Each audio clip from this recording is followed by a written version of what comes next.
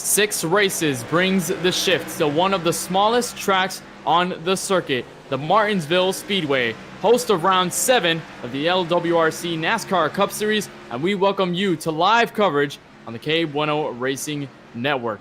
In the booth, Kenneth Bueno on hand with Charlie Baier and analyst Kelan Belsha alongside, ready to cover a lengthy 250 laps at the famed paperclip, and really the first time we see a pure short track this season. I mean, what we saw at Phoenix was the closest we've got, but none really compares to the minuscule size of this track. But even such a small track like this can provide a really powerful punch.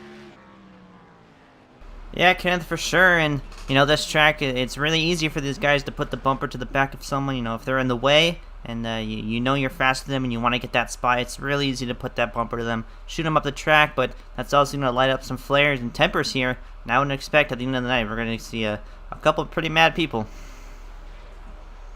Yeah, this track, it's less than a half mile. I think it's a pretty short track, shortest track we're going to see this year. So they're going to be all up on each other tonight. And, like you said, they're probably going to use some bumpers, probably going to have some angry people tonight. It's a very entertaining track to me. I mean, we always get good racing here, and I'm excited to see what they can do. And like you guys said, really when you come to this track, there's really nothing to expect other than a little beating and banging, a little contact between a lot of these drivers. And this is the only time the paperclip will be featured on the LWRC schedule. The next short track we see, Bristol in 2 weeks' time. But tonight we're going to be pivotal on how we shape up the tenure at the short tracks this season. I mean, last time we visited Phoenix Raceway, that was at least a little bit of a preview with what we've had in terms of short track racing. But really, this track is just a whole beast in itself. It's so small. You have the hairpin turns on either side of the racetrack. You have to clip yourself all the way to the bottom of the racetrack to get the most momentum. We might see a lot of drivers beating and banging, like you guys mentioned. Drivers trying to get a little bit early on the gas, off the corners, getting loose and such like that. But that's going to be one of the more interesting things. Again, 250 laps here at Martinsville Speedway. Qualifying has just begun, so we're seeing all the drivers heading out on their qualifying laps, getting things situated, but still 13 minutes shy before we reach the green flag for tonight's event. And I want to ask you guys, really what's different about this track, concerning the fact that it's the only track, the only time we see Martinsville this season. With usual other tracks you visit it multiple times, so you kind of have expectations. But this track is more of a one and done. Is there something that is notable within these drivers going into tonight, knowing this is the only race they'll ever see this track? Yeah, one of the big personality traits, besides being, a short track and having the tendency of using the bumper, I think one of the personality traits of this track is the hard braking. And you're gassing it down the straightaway, and you want to shorten the braking point as much as possible in order to make the corner just right. So we're going to see a lot of tire lockups heading into the corners here, and drivers trying to give it their all. And it's all about track position for sure. And yeah, it's going to be really important to not lock up those brakes and burn down your tires. Yeah, like you mentioned, hard braking, these long straightaways, short corners. It's hard to really complete a pass in one set of corners. I mean, it's pretty easy to bump somebody out of the way, but if you're trying to race somebody without contact, not to tear up your equipment or tear up anybody else's equipment, it's a little difficult to get around them. You got to get under them, and then you got to stay with them, maybe a couple corners or however long it takes to grab that position. And it's not really a multi-groove track, but both lines can work, so cool track. A really interesting challenge here at the Martinsville Speedway. And I want to talk a little bit more about what we saw at Phoenix a couple of weeks back. You mentioned how Phoenix went, and I mentioned earlier on, and some of the drivers who were really strong over there. You saw Cole Williams, Blaze McKinney fighting all the way to the end in the checkered flag. We saw green white checkered there in that race. And really, ISM is a different track in itself. It's a larger track, so you don't really see the same things you'll see at Martinsville Speedway. But of course, I really think that we'll see a lot of battling between these drivers. I think, of course, you mentioned braking points. That's something to really cover as the night progresses. Drivers trying to break in later, drivers trying to break in a little earlier, drivers kind of having different strategies, and that conflict can really clash into each other and really cause some of the yellows here tonight. But, again, mentioning strong drivers in the series, Cole Williams currently topping the charts in qualifying right now. He was the winner at Phoenix, battling with Blaze McKinney, and Cole Williams has a really good shot driving the Kelly Oubre machine tonight, so he's trying to spread spread that message, I guess, of an Ubre mobile that's on his car for this evening. He had the same sort of thing at Phoenix, again, an orange paint scheme, but he's running an Ubre mobile here tonight. But Martinsville, yeah, it's way different. I think Cole Williams, with this short track experience, do you really expect anything out of him, or you think we might be seeing something else out here? Yeah, for sure, and I think we've seen all kinds of finesse out of Cole Williams. He's really been strong at all the racetracks that we've gone to this season, and he's shown that he's really a threat for all these wins and possibly the championship. But one guy that I want to talk about here, currently sitting second on the board, is Dylan Basin in that number 8 Pepsi Chevy Camaro. He's been strong. He finished second at Atlanta, I believe, second or third, I'm not sure. But he's been really strong in a couple other leagues as well. So I think that if there's someone who can go up there and battle Cole for the lead or possibly the win, I'd say that would be the 8 car. Yeah, those are 2 quick cars. I think those are going to be the cars to beat tonight. But if I had a dark horse, I'm going with the 20 of Shane Mantova. He has a lot of experience here in Martinsville. I believe he won an A-Fix race here when they were here. So he's not that quick in qualifying right now. But if I had a dark horse pick, I'm going to go with him.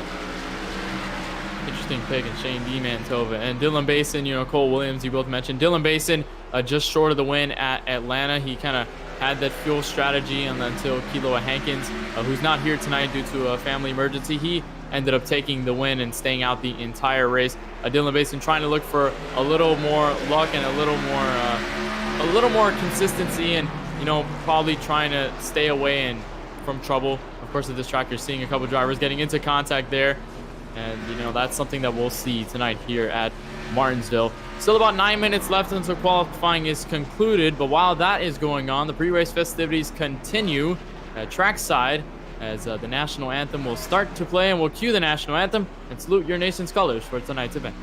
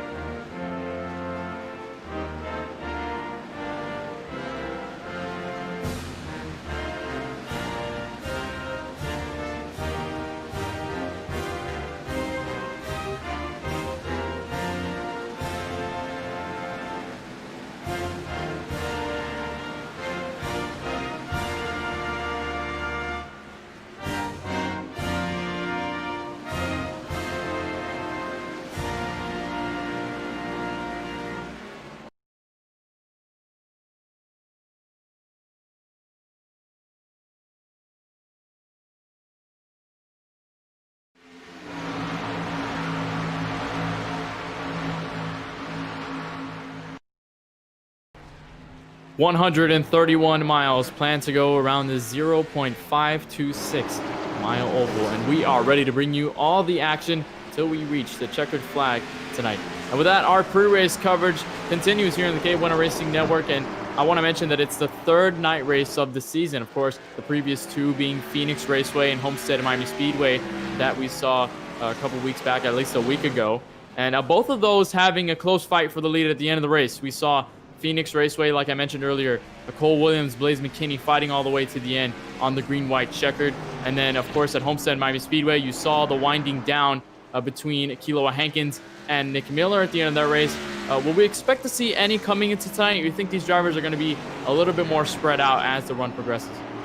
Yeah, for sure. I think that it's going to be a lot of cross racing type, but one thing that makes this track a lot different is I think this track is more of a driver track, and compared to a half-mile track or a super speedway or a bit larger tracks, this track really puts the car into the hands of the drivers, and I think the speed of your car doesn't really matter as much as it does to a mile-and-a-half track or just a bigger track. I think that the braking points and how you take these corners is really dependent on the driver's skill, and I think that this track is one of the few tracks all season where we'll see driver skill really start to shine through. So it'll be really interesting to see how these guys stack up against each other. I know we got a lot of good guys in here, as we see Colby Wells put down a lap time.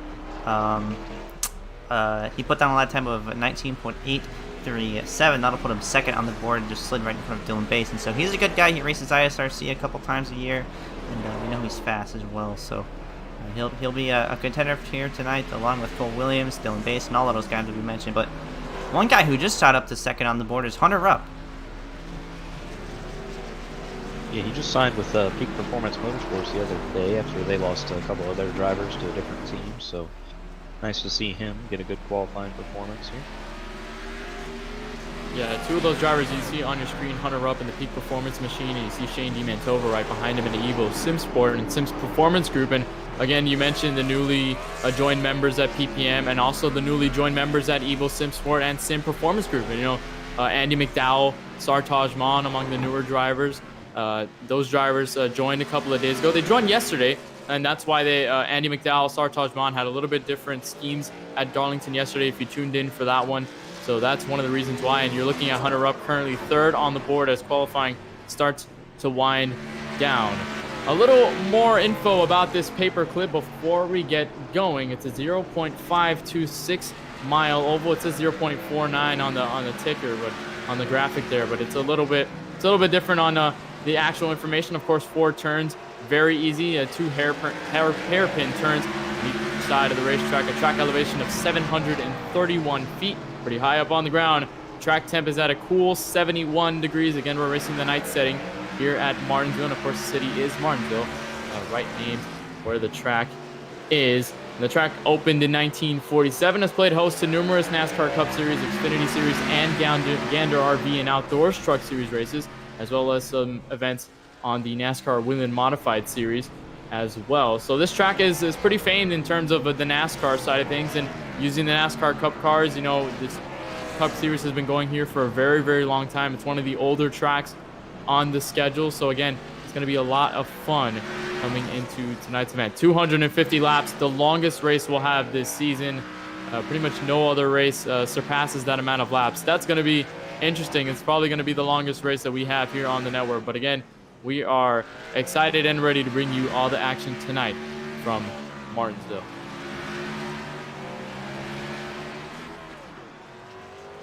Couple guys getting some last-minute laps in. We just have under 3 minutes left of qualifying. Cole Williams still sits on top with a lap time of 19.731. Close behind him, just half a tenth behind him, is Dylan Basin with a 19.782.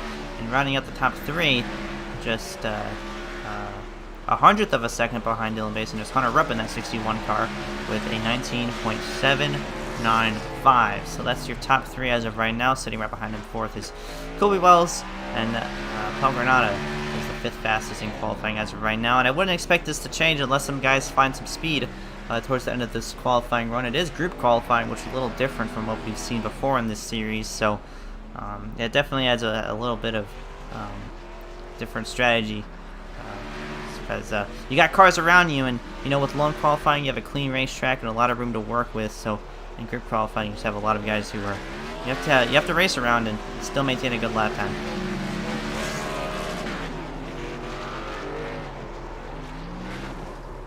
So drivers getting their laps in as group qualifying continues to wind down. Just 1 minute 50 left until we're able to set the starting grid and show where everybody will stand for the beginning of tonight's race. But a couple drivers in this field that have made sporadical starts. You mentioned, oh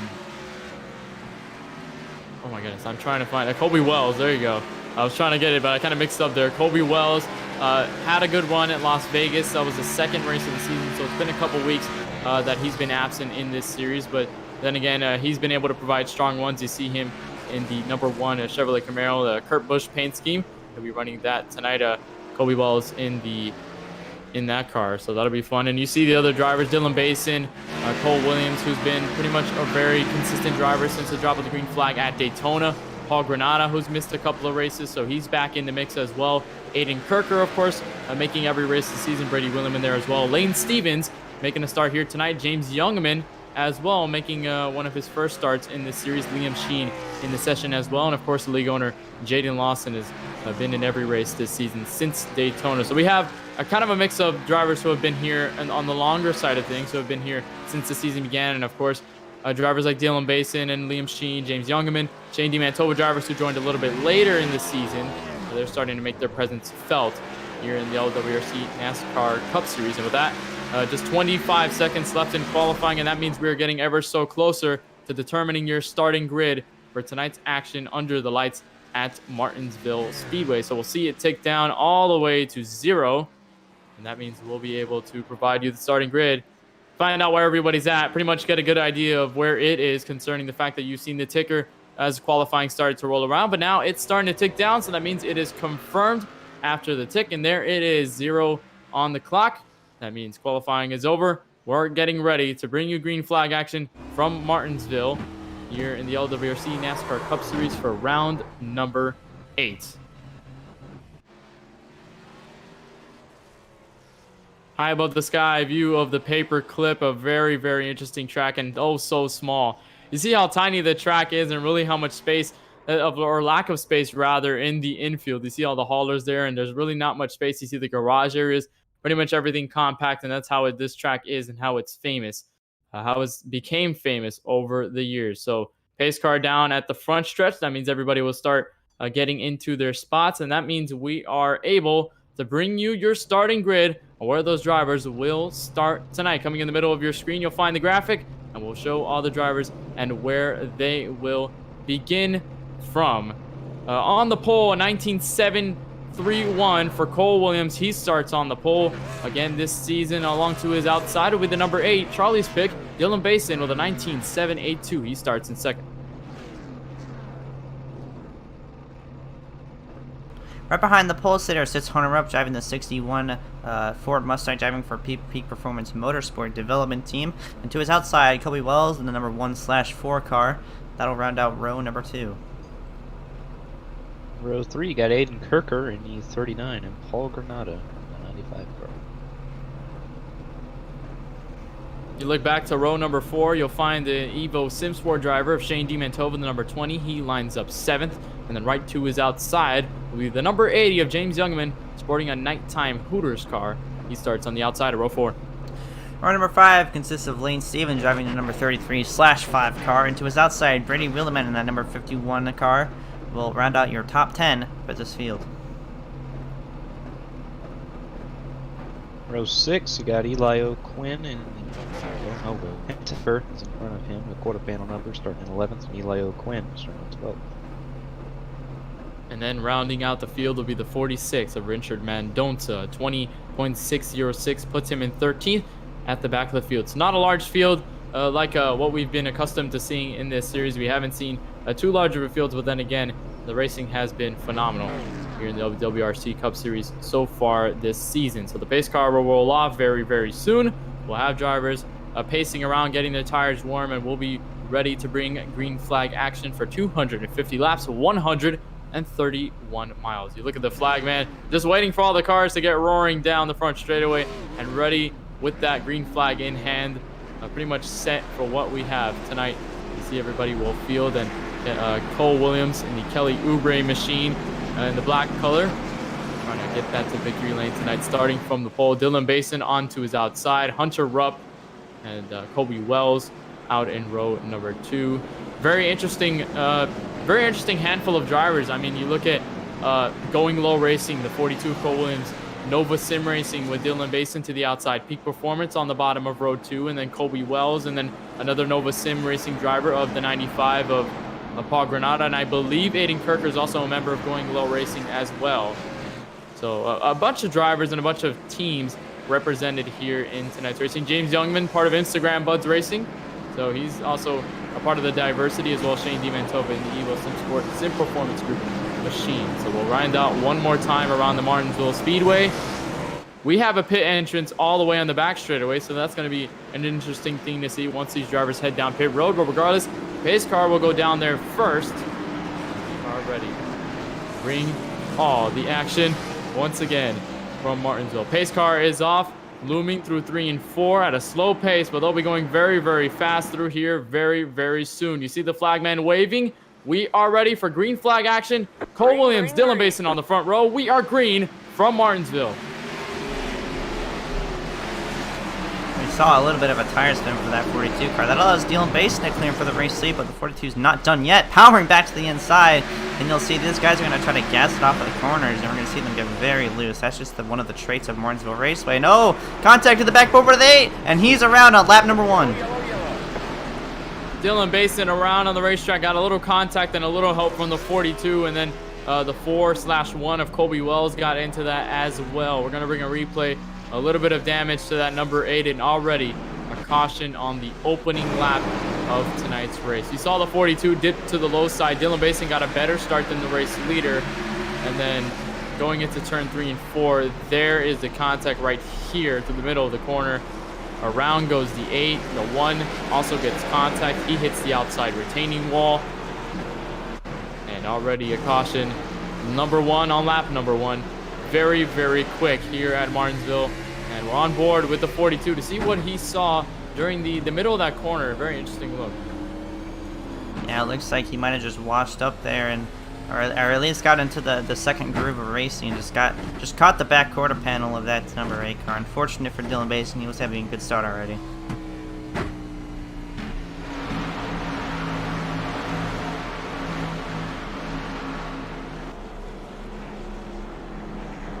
Well, caution is up for the first time, and I can assure you that this will definitely not be the last here tonight. So it's 250 laps here. It's gonna be a long, grueling race for these guys, and we're gonna be in for a treat. Be a long night. Yeah, it's going to be very long. 250 laps, the longest we've had on the KBRN Racing Network. Just a reminder that if you're in the YouTube chat and you want to join the conversation, you can do so by using hashtag AskKBRN. You can ask any question to us in the booth about what's happening in the race, about the drivers we pick, about anything in general. We had a question last night about what our favorite African country was, so you can ask anything around that nature, of course, within appropriate terms, but you can ask that question down in the YouTube chat. We'll be sure to answer that just as soon as you send it. So that's a little way of us at the KBRN Racing Network of interacting with the viewers and, you know, making sure that they're just as entertained as we are, having a little conversation, especially during these caution flags, which we will see often tonight. 250 laps, so we're going to be not short of cautions whatsoever. So if you want to ask that question during the conversation, there it is on the front of your screen. Hashtag AskKBRN, and ask any question you like. We already got one done in the YouTube chat by Trip for Eisman. It's really early to ask this question, but since we just kicked off the race, I think it's appropriate. Hashtag AskKBRN, favorite. I think a favorite right now, I mean, it's hard to tell. Of course, we had a lap 1 caution with the 42 and the 8 Dylan Basin and Colby Wells involved in that. But Cole Williams, I mean, I have my eye on Cole Williams, and I had my eye on him as soon as this race started to loom over the horizon. You know, Cole Williams, a short track, very good on the short tracks, and I know we've only seen one short track this season. Of course, this track is way different, but still, Cole Williams has put on a show through the short track. So I think, you know, with his experience, I think with his contention, and especially with the heartbreak of not losing, excuse me. Well, he already has the momentum from winning Phoenix Raceway, so I think he's probably going to continue that momentum coming into tonight. I think we have the 1 to green signal, which means we'll be heading green very, very soon. Quick cautions around Martinsville Speedway. It doesn't take too long to get around this racetrack, and that'll be Cole Williams, Hunter Rupp on the front row. Green flag once again on the first restart of tonight's action. We are back green. They'll step on the gas pedal. We are underway back again here at Martinsville.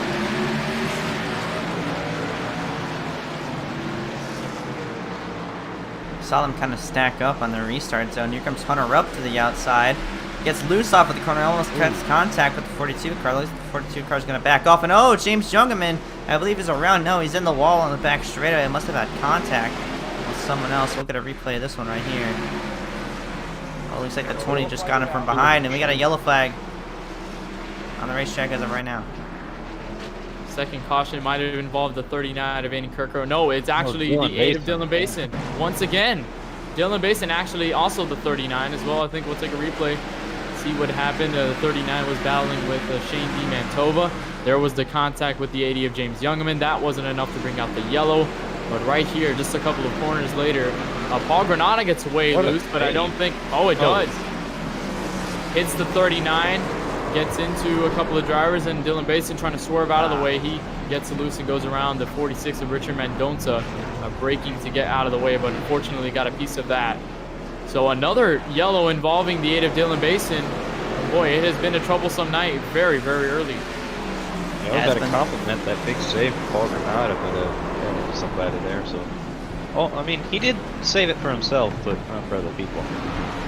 Yeah, and Dylan Basin did a good job of not making contact with anyone, with any other driver or the wall. He just kind of spun it out there, and he was going to be fine, but unfortunately the 46 car just got him into there after he was already spun up on the racetrack. So another unfortunate wreck for him. Well, he's down pit road right now. We'll probably get that damage fixed. There is a fast repair in this series, so he used his fast repair already after that lap 1 wreck, after he got some contact with other drivers there. So he's going down, fixing the stuff up, and he'll be back on shortly.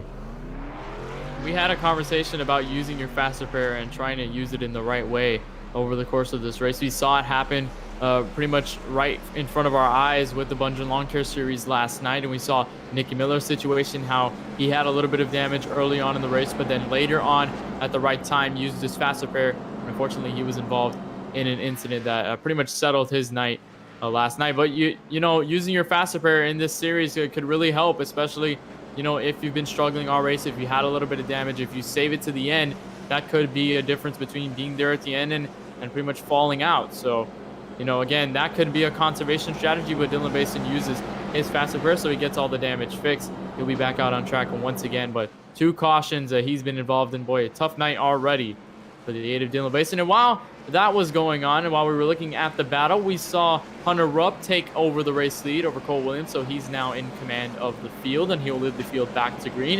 And you'll find row 2 with Shane DiMantova and Paul Granada, who was involved in that recent incident, did not go around, so he stays where he's at in 4th place. And then rounding out the top 5 behind them is, I think that's Lane Stevens. Correct me if I'm wrong. I'm trying to see that's the driver behind there. Right in front with the Cole Custer paint scheme. Not Lane Stevens. Eli Quinn. There you go. Had a little bit of confusion with the paint scheme there, but Eli Quinn rounding out the top 5 for tonight's action. So 2 cautions already. We've had a handful here at Martinsville so far.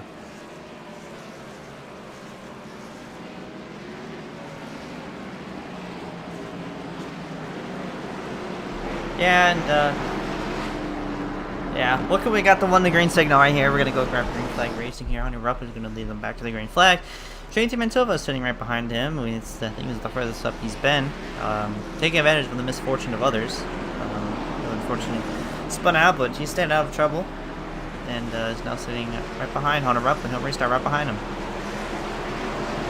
So here we go on the second restart of tonight. Hunter Rupp, Cole Williams in command of the race lead right now. Green flag is out. A good jump for the 42. He might take the race lead, but here's pressure from the 61 into turn 1, and row 2 really caught up to them quick. Yeah, these cars are all stacked up on each other. A bit of a breakaway there from the 26 of Elio Quinn, but still to the inside is that 61 of Hunter Rupp. Here comes Shane DiMantova. Looking under the 42. Looks like the 42 is going to get the run off the corner. He'll tuck him behind them. No, he'll look back to the inside. Inching closer and closer to the 61. But if they stay side by side, the 61 could get away.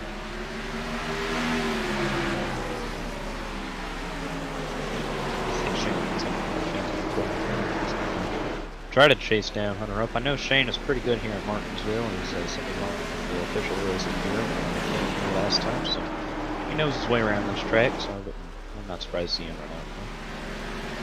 Already peeking to second, tried to take advantage of that checkup between the first row, and they were really in close proximity with Paul Granada right there. Paul Granada remains in 4th, though. Shane DiMantova, the victor out of that one. He gets by the 42 of Cole Williams, so now he's into 2nd, trying to chase down the race leader, Hunter Rupp, lap number 17. Off of turn 2, it'll be Hunter Rupp all the way, and now you'll see the field start to spread out a little bit more as the run starts to progress, and with that, the tires will start to wear out. You'll see fuel strategy being a factor as you see a little battle between James Youngman and Dylan Basin. Right in front of them, there's Brady Williman. A couple of drivers battling, trying to get the inside lane to work, but not doing it so far. Yeah, it's easy to stick your nose down there, but it's not so easy to make the pass for sure. And if you get a train of cars on the bottom and one car gets shuffled up, that'll send them pretty much all the way to the back. So drivers really got to be careful. And like I said, track position and maintaining that bottom track is really important. You already see the brake rotors are already glowing on that 20 car of Shane Mantova. We'll get the other side view as he comes around here. Yeah, there you go. Those brake rotors are glowing already. Like I said, heavy braking zone. It's going to take a toll on those brakes and those tires.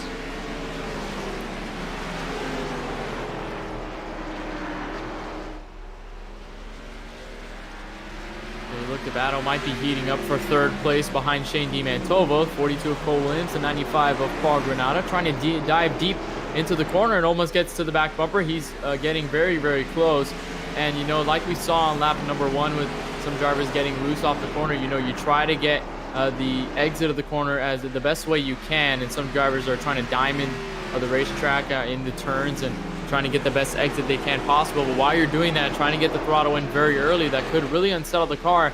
And it's exactly why that 95, you see him get loose right off of turn number 4. So exactly what I was talking about, getting loose off the corner, trying to get the best exit as you can. He's been closing in on that 42, but it seems as though in the exit of the corners, the 42 gets the advantage. He seems to have a later braking zone. Could that possibly be something detrimental to that 95 over the run? Yeah, I think the different braking zones are really different for everyone. I think that a later braking zone can take more of a toll on your tires, and if you're trying to save, and we got a yellow flag right now, I'll complete my thought here, but if you're trying to save and trying to conserve those tires in order to be fast late into the run without a caution, you wanna bring back your braking point a little bit. But we got a caution on the racetrack, Lane Stevens in that 5 car. We'll get a replay with you guys really quickly. Lane Stevens around on the racetrack seems to have gotten loose off the corner. We'll just take a replay and really confirm that. See if that was really the cause of the yellow. You see him going around turn 1 and 2. Looked fairly harmless through there. I think 3 and 4 was the trouble spot for that 33/5 car using custom numbers tonight. So a little bit of a different look. And there, right, getting loose off the corner and into the inside wall. Not too much contact, but enough to put a dent in that front nose. And of course, him going around easily triggers the yellow. And we have drivers down pit road, a couple drivers getting damaged, some of the drivers topping off. I believe Cole Williams is one of those drivers. Shane Mantova in there as well. Dylan Basin. You see Henry Tabor back there as well. James Youngman. So a couple drivers down pit road getting tires and fuel early. Yeah, I think that the top 4 cars stayed out of Hunter Rudd, Paul Granada, Colby Wells, and Kirker. They're on 25 lap old tires, besides Colby Wells and Aiden Kirker. But these guys right here are going to be on fresh tires. They're going to be fast on the racetrack, and Dylan Basin wins the race off of pit road. He's doing a 2-tire strategy, as the others behind him, such as Shane Mantova, Cole Williams, all those other guys are on a 4-tire strategy. So it's only 25 laps in the race, but we're already seeing a difference in tire strategy between some of these guys. I mean, those top 4, they're going to be out on old tires, but a good amount of that early 25 lap run was under yellow, about half of it. So those tires might not seem as worn as the lap count states, but they're certainly not going to be at the advantage of those tires. So 26 laps under the books on what has been a short race with the cautions coming out, and we're just over that longer green flag run before the 33 of Lane Stevens went around. But just a little reminder that if you want to catch more action on the KBRN Racing Network, you can do so next week, Monday. That'll be here with the LWRC NASCAR Cup Series from the Texas Motor Speedway. That'll be a way shorter race, 60 laps. And then we'll have the Bunch and Lawn Care Series at 9 p.m. from Las Vegas. A points cutting race, that'll be the cutoff for the start of the playoffs over on that side of things. So that's going to be a lot of fun. Of course, you can tune into all of that right here on the KBRN Racing Network.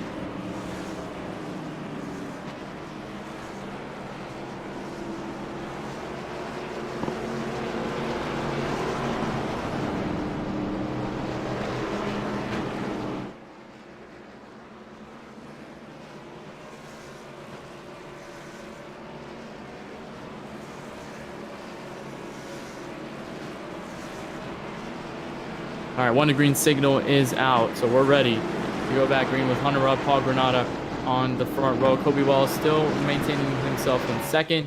Aiden Kirker on the outside of row 2. Shane Mantova, Dylan Basin among the drivers who went down pit road. They'll foul row 3. Brady Williman, Cole Williams into row 4. Then Lane Stevens, who caused the yellow, back in row 5. And, of course, the rest of the field behind them. So the front row will go down 3 and 4. Pace car is off once again. Third restart here at Martinsville. Hunter Rupp, Paul Granada lead the field to green. Early start for the 61. Yeah, and here comes the one car of Kobe Wells. He's kind of late in the backup race, but now he's showing what he can do here. He's just on about 5 lap fresher tires than the first and third here, but he's already moved up to second place. But here comes Dylan Basin, currently sitting in 4th. He'll get to work on passing that 95 car. Also, Shane Mantova, who's on those fresher tires, is currently stuck behind Aiden Kirker to his inside right now. And contact with him, and Shane Mantova will take a slide, just taps the inside wall. No caution for that number 20 machine, but that could have certainly been a lot worse, as he could have angled it away from the wall before he took a hit there. But unfortunate for him, he took those fresh tires and got the best of him. Yeah, that hurt the 20 of Shane Mantova. He gets loose around there, and that was enough to send him around. He didn't go around completely, so no yellow on the racetrack. And you know, it's kind of harder to not trigger yellow when you're going around. You know, most tracks have the apron. They have that leeway where if you spin all the way down the apron, no yellow will come out on the iRacing service. But here at Martinsville, there's really no space for an apron. It's just the wall and the little curbings in the hairpins in 1, 2, 3, and 4. So, you know, you can't really have much of a leeway when it comes to, you know, not causing yellows in terms of the yellows not coming out in the iRacing service when you go around. So lucky for Shane Mantova that he didn't go completely around, but again, he's going to lose a bunch of spots, have some damage on the front bumper of that machine. It's going to be tough for him to rebound from that unless we have a yellow. But you're looking at the battle right here between Paul Granada and Aiden Kirker. Those drivers battling for a couple spots. You got a caution on the racetrack. Richard Mendonca's around on the front straightaway.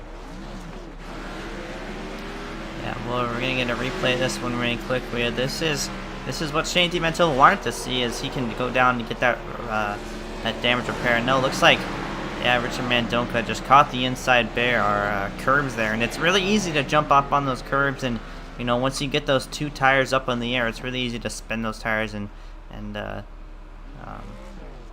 spin the car around. So no blame to him. That's just a really easy thing to do, and something you have to learn at this track.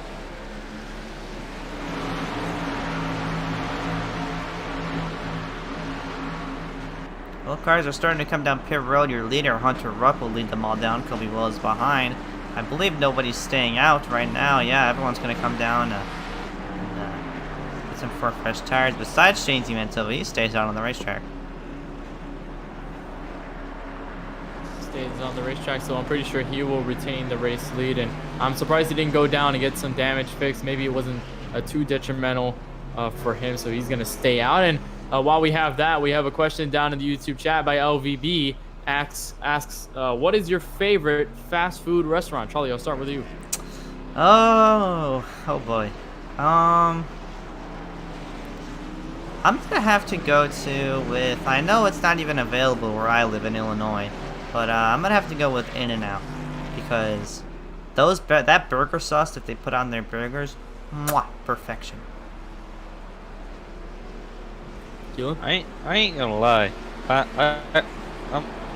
easy to please. I like McDonald's. I mean, just going to McDonald's, just get a couple of those little cheeseburgers, that satisfies me.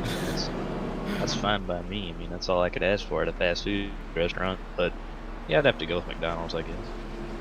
It's an easy choice. Interesting choice for you, Charlie. In-N-Out is, boy, it's hard to go against In-N-Out because their burgers are so good. Yeah, but I think one of the things that people criticize is their fries, which I can agree. The fries aren't as good as a place like McDonald's. But, yeah, McDonald's fries, man, those are the best. Oh yeah, McDonald's fries are unbeaten. But I like In-N-Out for the burgers. So. Yeah, that's true. I think for me, I'm gonna go out on a limb, even though I've only tried it once. I think, and I definitely want to go again. That's probably why I'm picking it. It's just more intriguing. I'd go with Zaxby's. You know, I went one time up to Central Florida, and then we just decided to try Zaxby's, and it was really, really good. They had like buttered bread. You know, the chicken was just phenomenal. So I really hope that Zaxby's is down here in South Florida, which it really isn't. Kind of have to travel a little up north, but I think I'm gonna go with Zaxby's. But In-N-Out is pretty hard to contend against because, boy, I don't know, it's so good. I've never had either of those, so I can't have an opinion on either of those. Yeah, if you ever make a trip over to the West Coast, I would definitely try out an In-N-Out burger. Can't miss it. Yeah, I think you can go all the way west to, I think the farthest that's closer to the East Coast is Austin, Texas. That's where I found that's where In-N-Out. There's one of them there in Austin. So I mean, if you don't have to go too far out, but another notable mention. I know it's just a Midwest thing. I'll save it for the next caution. We're actually going to go green right here. So Shane Mantova stayed out. Same with Richard Manduka, who went around in that yellow flag. They're going to lead the field to the green flag here. Shane will lead them off with a pack of fresh tires behind them. Underway here once we get on that number 40. Oh, and boy, what a checkup for the 46 to Richard Mendonça. And now you said you'll save it for the next caution. Well, it's already here very quickly for Kobe Wells around in turn 1 and 2. Another yellow on lap number 40, just as they were heading to turn 1 and 2 on the restart. We'll take a replay, see exactly what happened there. But the 46 slowed dramatically, maybe just trying an attempt to lead those others and, you know, kind of get out of the way for some of the drivers who are maybe faster than him. But maybe just a miscommunication there, and into the back bumper goes the 1, and then as soon as he tried going down, he hits Hunter up and goes around. So early yellow once again. There might have been a bit of neck code there. That didn't see much contact. 61 Yeah. to 1. I think the 46 was already going to be a little bit slow on that restart, so I think the 1 car just realized that he needed to get by him and tried to tuck down him right behind, I believe, the 8 car, but just got a little help from behind. That might have been neck code, as you said, Kelan, so I think that just kind of sent him around, so unfortunate for him. So another caution on the racetrack. Charlie, you said you were going to save your comment for next caution, so now it's here. Yeah, back to fast food. This is the Midwest thing, I'm pretty sure. I think it's around Illinois, Wisconsin, a couple other states around there. I'm gonna have to go with another honorable mention is Culver's. You guys probably haven't heard the name, but No, I've heard of it. oh yeah, if you ever make the trip over to the Midwest, it's a good one. They have really good burgers. They have really good cheese curds. That's kind of their signature meal, or yeah, whatever you would call that. Cheese curds, very good, and yeah. I mean, how far is Culver's? Like, do you know if it's? Actually, I'm gonna look. They're pretty popular in Wisconsin. I know that because I think that's where they were founded up in that area. I thought they were famous for custards. Oh yeah, yeah. Yeah. All right, let me look up the Culver's map here. Culver's map. Yeah. Culver's map. One time I did that for Menards, but that's obviously unrelated. That's hardware. So that has Actually, nothing to do. There's a Culver's somewhere in Florida. What? They have that. Okay, hear me out. There's over 100 locations in Wisconsin. Of course, cheese curds. Cheese is popular in Wisconsin. There's 51 to 99 locations in Minnesota and Illinois. 36 to 50 locations in Iowa, Missouri. What is that? Indiana. I can't read my states. Michigan. What's that? 6 to 10 locations in a bunch of other Midwest states, and 1 to 6 locations in Florida. Wow. None in Louisiana where you live, Kelan. Well, I didn't expect it. You ever had Whataburger? No. Oh, I've never had it, but I know it's in my area. I know that's a regional thing as well. Yeah. I know there's a bunch out here in Texas in that area. There might be some in Louisiana. Yeah. I think There might building be. one. All right, I'll well, enough try about it. fast food for now. We're ready to bring the green flag. A single file restart this time around. Interesting call by the officials. Shane Mantova will lead the field to green. Behind him, Dylan Basin. He'll step on the gas pedal early. Green flag back out. Lap number 45. Give it to Shane Mantova in turn 1. Another good jump for him, but that 8 car and the 61 car are going to be blazing. They're going to catch up on him pretty quickly with those fresh tires. Just 10 laps on those tires, but Shane Mantova has a little bit of damage. But one thing I have to mention is that despite having a little bit of damage, again, like I said, this is a driver track, not really a car track. So I think this the damage won't really affect you, and these guys are going to catch Shane a lot slower than you would on a mile-and-a-half track or something bigger that's a lot more aero dependent. But they're going to catch, and it'll be interesting how they approach and try to get around him. Basin's reeling him in. He's getting right up there to the back bumper. He's faster for sure. And, might be trying to make Shane nervous, make him get out of his line, overshoot the corner, overdrive it, so drive on. Goes Hunter up to the inside of Basin. Yeah, Hunter Rupp. Stuck back in right behind him. Almost a bit of contact there, but Hunter Rupp is ready to go as he looks back to the inside once again. Hard braking into turn 1, trying to peek under the 8 car, and he's going to be able to do so successfully. Still hasn't been able to get around him, but 3 and 4 is a perfect opportunity to do it all the way at the bottom, right where the curbing is. A little help with Aiden Kirker to the low side, and second place goes to, and we got a car around. Cole Williams into the outside wall. Caution is out once again. Luckily, no one else was involved. But Cole Williams around once again, and that brings out another yellow on what has been caution-filled event so far. We'll take a replay, see exactly what went down. I think might have been loose off of turn 4. Might have been. We'll see. He was really driving that car trying to get around James Young. I think he was trying to get around James, just powered it up too much off the corner, throttled it up, and spun around. And once again, that's a really easy thing to do on exit, especially at a short flat track with a less downforce than usual. I think that if you try to just step on the gas out of the exit of the corner, that back end really wants to step out on you. So, Hunter cautioned once again, but Dylan Bason's back on pit road. Surprising to see Dylan Basin back on pit road. Not sure if there might have been any adjustments to that 8 car. Maybe he wants to make, you saw him give up the spot to Hunter Rupp over that little stint before the caution flew. So I think he might just be going for a little more adjustments to get that car in the right place so he can be able to put himself in a better spot through the rest of this race. 52 laps behind us. We still have a little less than 200 laps remaining here at Martinsville. We're going to take the opportunity to step aside and take a little short break and tune in with us as we continue this coverage. So we'll take a moment to step aside. You're watching the LWRC NASCAR Cup Series from Martinsville on the K1 Racing Network. Stay tuned.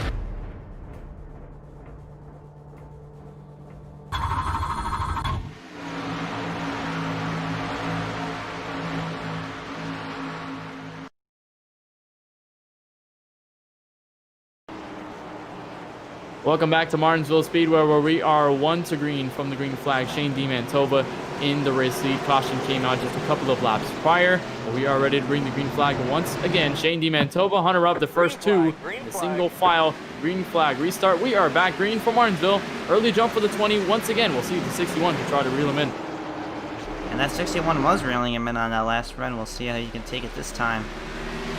But driver's getting settled in here on this, hopefully a long green flag run. Aiden Kirk currently sitting in third. Youngman sitting in fourth, and 2S back bumper, Paul Granada in fifth. Let her out on your top five, but back up front. Still inching closer and closer. Here comes Hunter up, and yep, Yellow. another yellow flag. That's Henry Let's go. Tabor around the front straightaway. Henry Tabor around sporting that quarter panel number, the number 16. He has damage on the left side of his race car. Not sure if it was just compounding with the inside wall. We'll just take a replay. Maybe it might have been another incident of just getting loose off the corners like we've seen the past couple of yellows. It was off of turn 4. You look at Dylan Basin getting around Lane Stevens, while the 16 was working on getting around Elio Quinn, and he gets it done. Here might be the trouble spot, and there it is. Again, loose off. Boy, we've seen a lot of drivers get loose off of turn 4. Not really off of turn 2.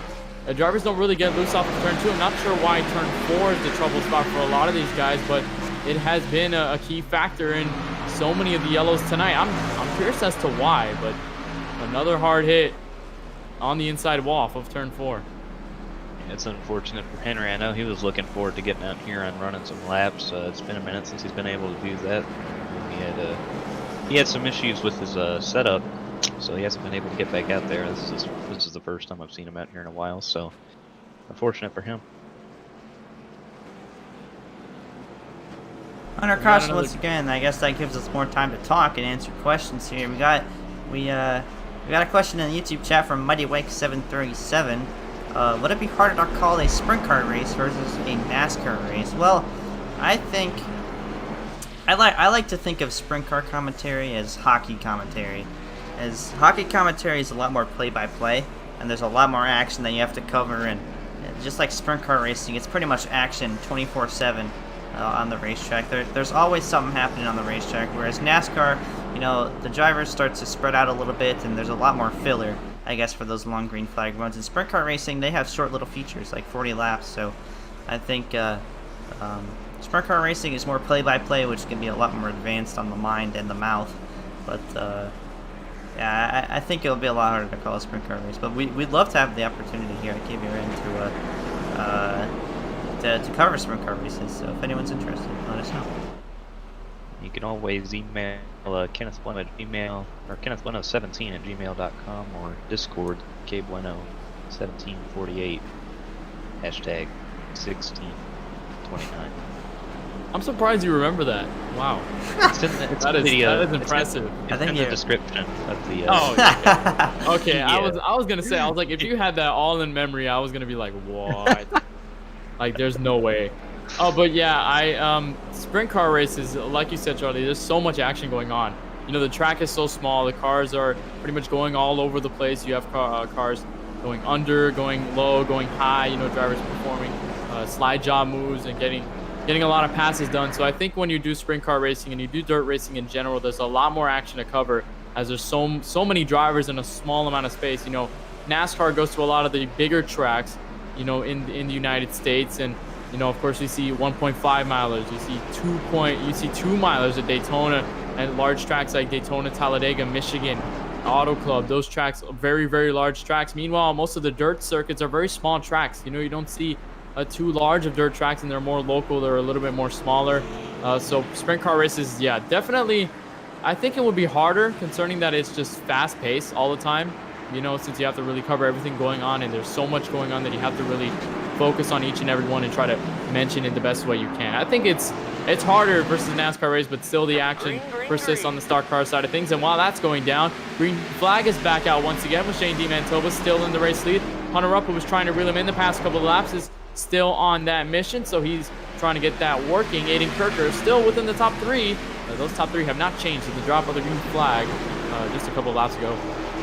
I think Shane's going to be enjoying these yellows if they keep coming out, because if he can stay up front for about 5-10 laps under green, I think he'll have it, because his tires will sort of balance themselves out, and they won't be as much of an advantage for Rupp as they were in these first laps of the run. So Shane's trying his best to keep flying.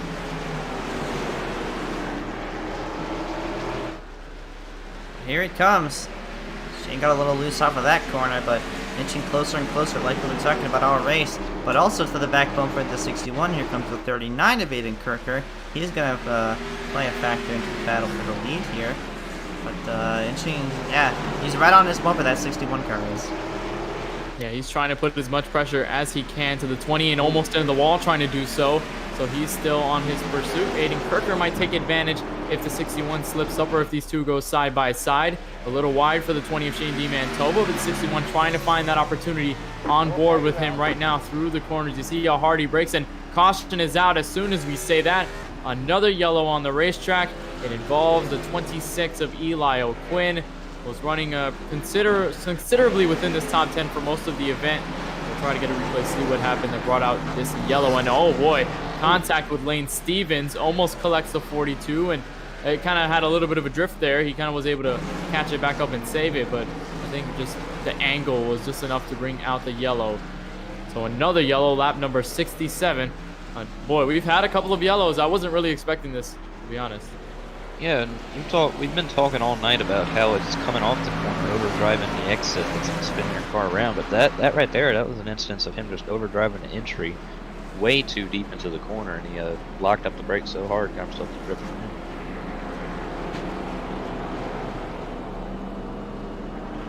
So under caution once again.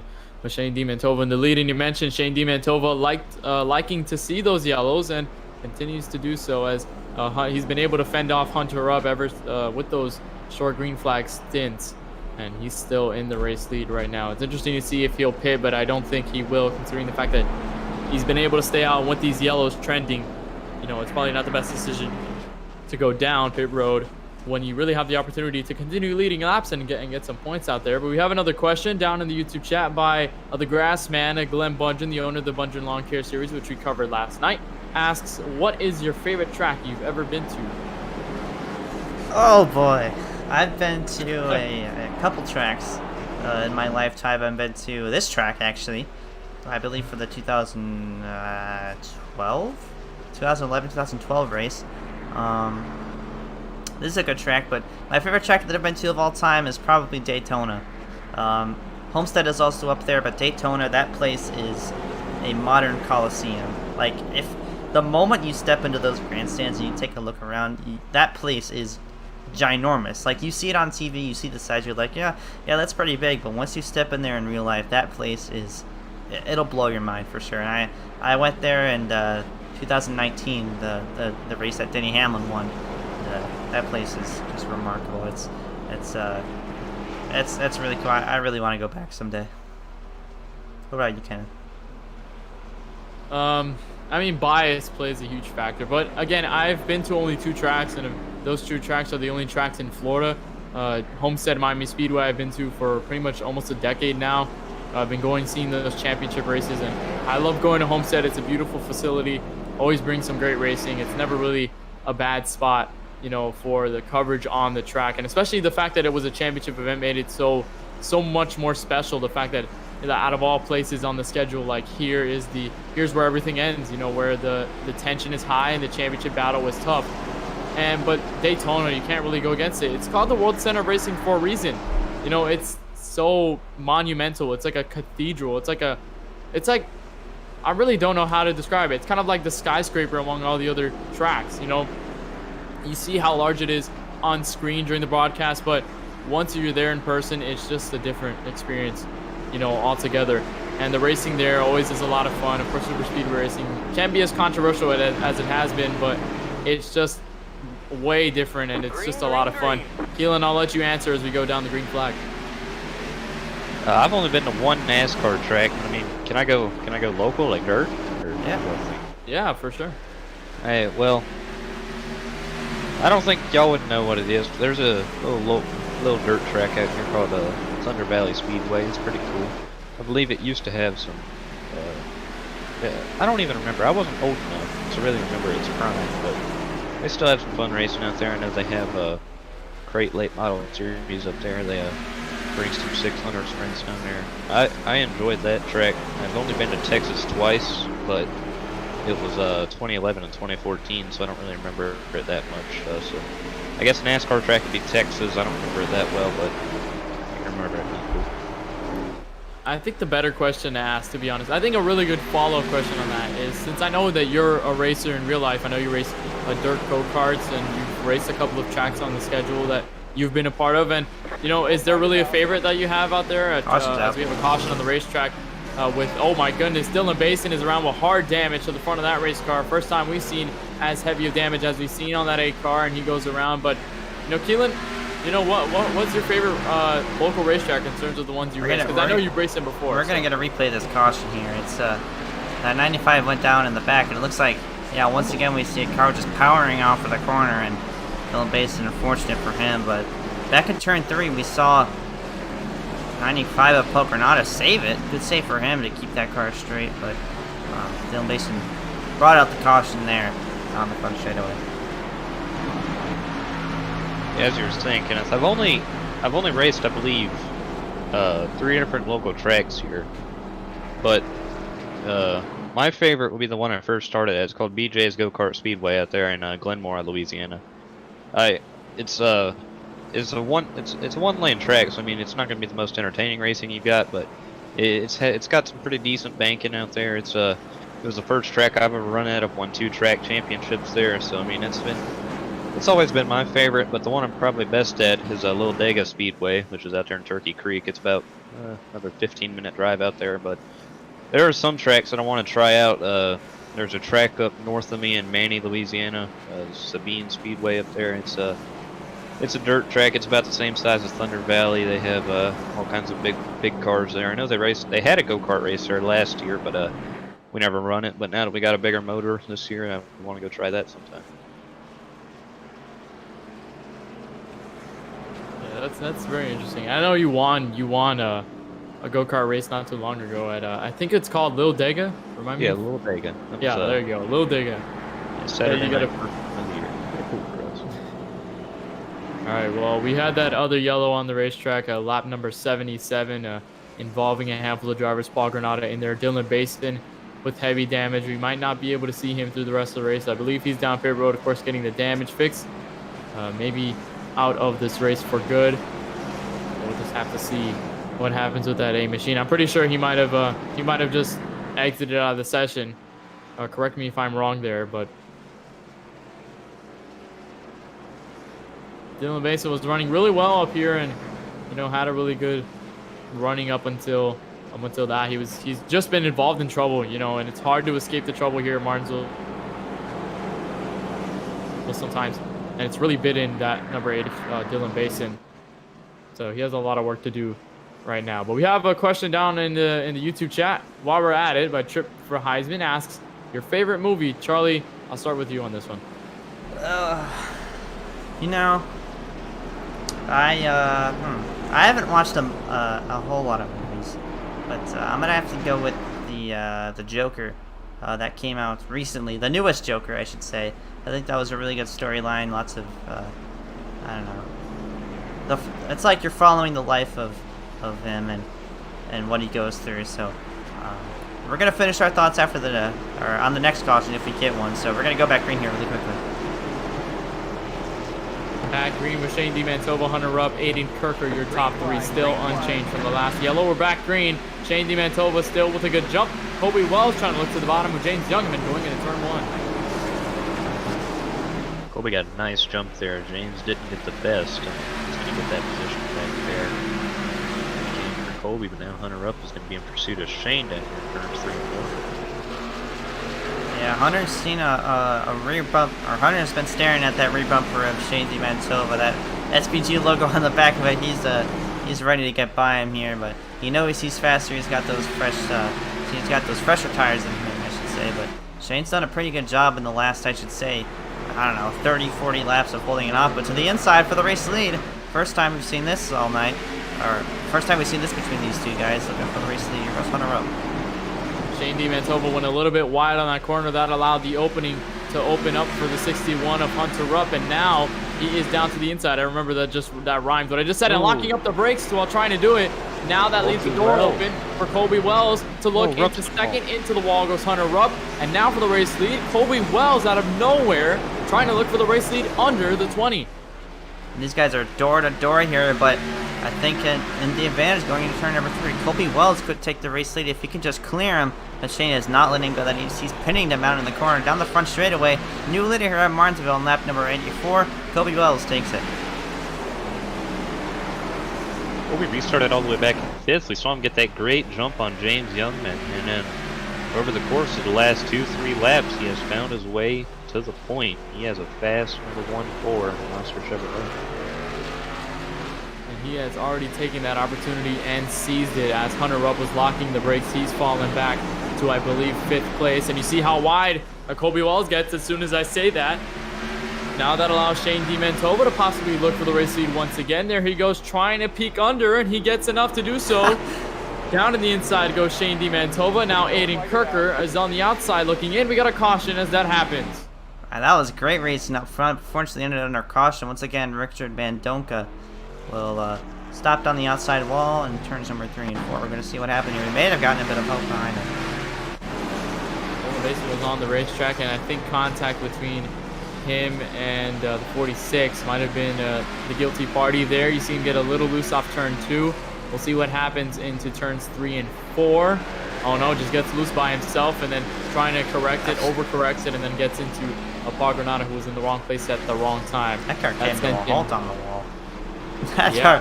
car stopped. Yeah, it did. It did not ricochet. It just planted on the wall. But we got drivers down pit road. It looks like Colby Wells, James Youngman, Brady Williman, some of the drivers who stay out, but most of the drivers go down pit road. Aiden Kirker, Hunter Rupp, Paul Granada, of course, involved in the yellow, Cole Williams, and who once was the race leader, Shane Mantova, also down pit road. Yeah, these guys are getting their 4 fresh tires. Those 3 guys who stayed out are going to be at a disadvantage when they goes out here. But Shane Mantova wins the race off of pit road, followed by Aiden Kirker, and then Hunter Rupp also came up behind him. So once again, a difference in pit strategy. If I look at my telemetry here, Colby Wells has 19 laps on his tires, so he's not too far behind on speed, but it'll be a little bit of a disadvantage leading to the run. James Youngman, 52 laps on this tire. Those tires are old and worn out, and I would expect him to pretty much drop in that restart. And Brady Williman, 20 laps on his, same as Colby Wells. So those 3 drivers are gonna have 4 fresh tires all the way back behind him, and we're gonna see how they try to find a way around them, and maybe back to the race lead. Shane Mantova can go.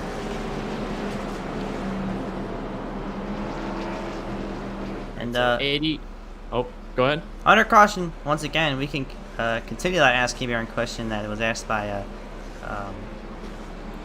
Trip for Heisman. Favorite movies? I said mine. I said The Joker. What about you, Ken? It's kind of a toss-up between a handful of movies. It's changed over the years since I was a child watching movies. You know, Transformers was one of my favorite movies growing up, and that was kind of the staple. That was kind of number 1 for a long time. And then as I've started to watch a little more movies and expand kind of my watchingness, I guess, as you can say, in terms of watching different types of movies, then I've been able to kind of reach that and try to get something at the top that's a little more informative, something more decision worthy. And I think my favorite movie is Euro Trip. I don't think many people have seen that movie, but Euro Trip, it's a comedy movie. It's a kind of an adult comedy movie. It's a very, very funny movie about like a group of friends that go over to Europe. Because one of the main character, you know, he gets dumped by his girlfriend, and then he meets a girl from Germany, and then they go all across Europe trying to find her, whatever. And, you know, that's always been my favorite movie. But I think another contender is Knives Out. You know, Knives Out, a recently released movie. It's a mystery movie. It's a murder mystery movie, so that's really compelling. Kelan, I'll let you answer as soon as we go green with Colby Wells, James Youngman, Brady Williman at the top 3. We're back green in Martinsville. And Kelan, what's your favorite movie as we go green? I'm probably going to have to go with Star Wars Return of the Jedi. That's always been my favorite. I don't know, there's just something about it. It's been really the only Star Wars movie that I can watch over and over. I'm not a big fan of the series, but I mean, the movie itself, I really enjoyed that. Down on the racetrack here, Shane Mantova makes the pass for 3rd place. Oh, the 42 car all the way down to the inside wall saves it. Good on him for not bringing out another yellow. But yeah, Shane Mantova slid himself into the second spot. Looking for more to the back bumper of James Youngman. James shuts the door down into turn number 3, but those guys on fresh tires are now taking advantage. And let's see if Shane can make the pass here. Shane looking to the inside of James Youngman, still hasn't been able to do so, and now he does. As James Youngman, it's a little wide down in 1 and 2, so that leaves the door open for 2, but maybe 3 drivers. So Hunter Rupp also taking advantage, and Colby Wells on that last restart, the first time we've really seen a driver walk away from the rest of the field over that restart. He got a really good jump and really hasn't held off ever since. He's been able to keep that so far, but with these drivers behind him on those fresher tires that took down pit road, they're going to try to take that advantage to reel in that number 1 or /4, as you should say, and try to take over the race seat. And Shane Mantova has led a bunch of them. He's going to lead Aiden Kirker and Hunter Rupp down the front straightaway, trying to catch that leader. And behind your leader, Colby Wells, those are 3 mean race cars looking for any track position they can get. But the only track position left for that 20 car, leading them, is the leader here. But Aiden Kirker down on the inside looking for second place. Almost contact to that rear quarter panel on the 20 car. But oh, the 60 car around on the front straightaway. Will that bring out another caution? Yes, it will. Under caution once again here at Martinsville. Again, off of turn 4, those cars just powering it down too hard off the corner, rear tire spinning, sends that car around, just like we've been seeing all night long. Brings out another caution today. How many do we have, Charlie? We'll bring the caution graphic up here in a bit. We'll see if there's any takers on pit road first. But yeah, we'll pull it up right here. 11 cautions here. Oh my goodness. Yep. 54 caution laps here out of our 97 lap run that we've had here. 5 lead changes, and yeah, still 154 laps remaining here. Fastest lap also set by Hunter Rupp, a 19.814. Hunter Rupp also the driver who was involved in that one that brought out the yellow. But Hunter Rupp, you know, going around, and it's pretty much the trend that we've seen here tonight that's been the cause of so many yellows just getting loose off of turn 4. That's been the result of the yellow, and another yellow, the 11th yellow flag tonight. Yeah, before we're that, gonna take a moment to, oh, go ahead, Kelan. No, that's all right. All right, well, we're gonna take a moment to step aside, have a little break here over this 250 lap race as we approach just halfway through this LWRC NASCAR Cup Series event. You're watching the LWRC NASCAR Cup Series from Martinsville Speedway and the Paperclip on the Kenneth Bueno Racing Network. Stay tuned, we got more.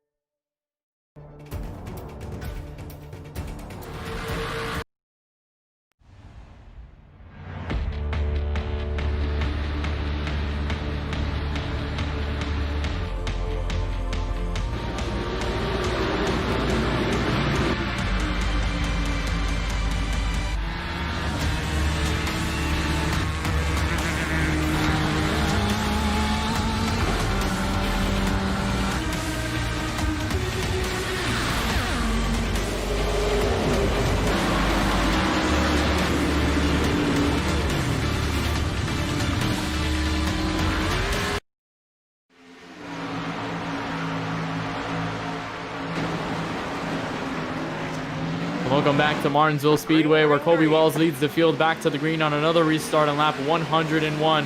Falls away from Aiden Kirker and Shane Mantova, your top three that started the single file restart here tonight. And already another caution-filled event. We've had 11 cautions so far. We'll see if the 12th one is brought out so far. But Aiden Kirker has slowly peeked into this top two. He's been there ever since the drop of the green flag on those last couple of restarts. He's been able to take himself where he is right now, and he might be able to make a good charge for Colby Wells in the next couple of runs. He's right there in the back bumper.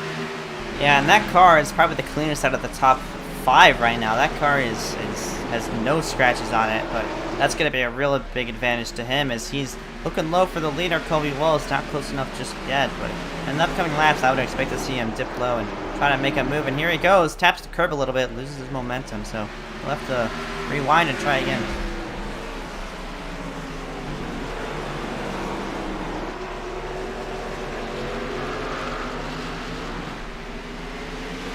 Still in the race lead, and you mentioned Aiden Kirker being the cleanest car.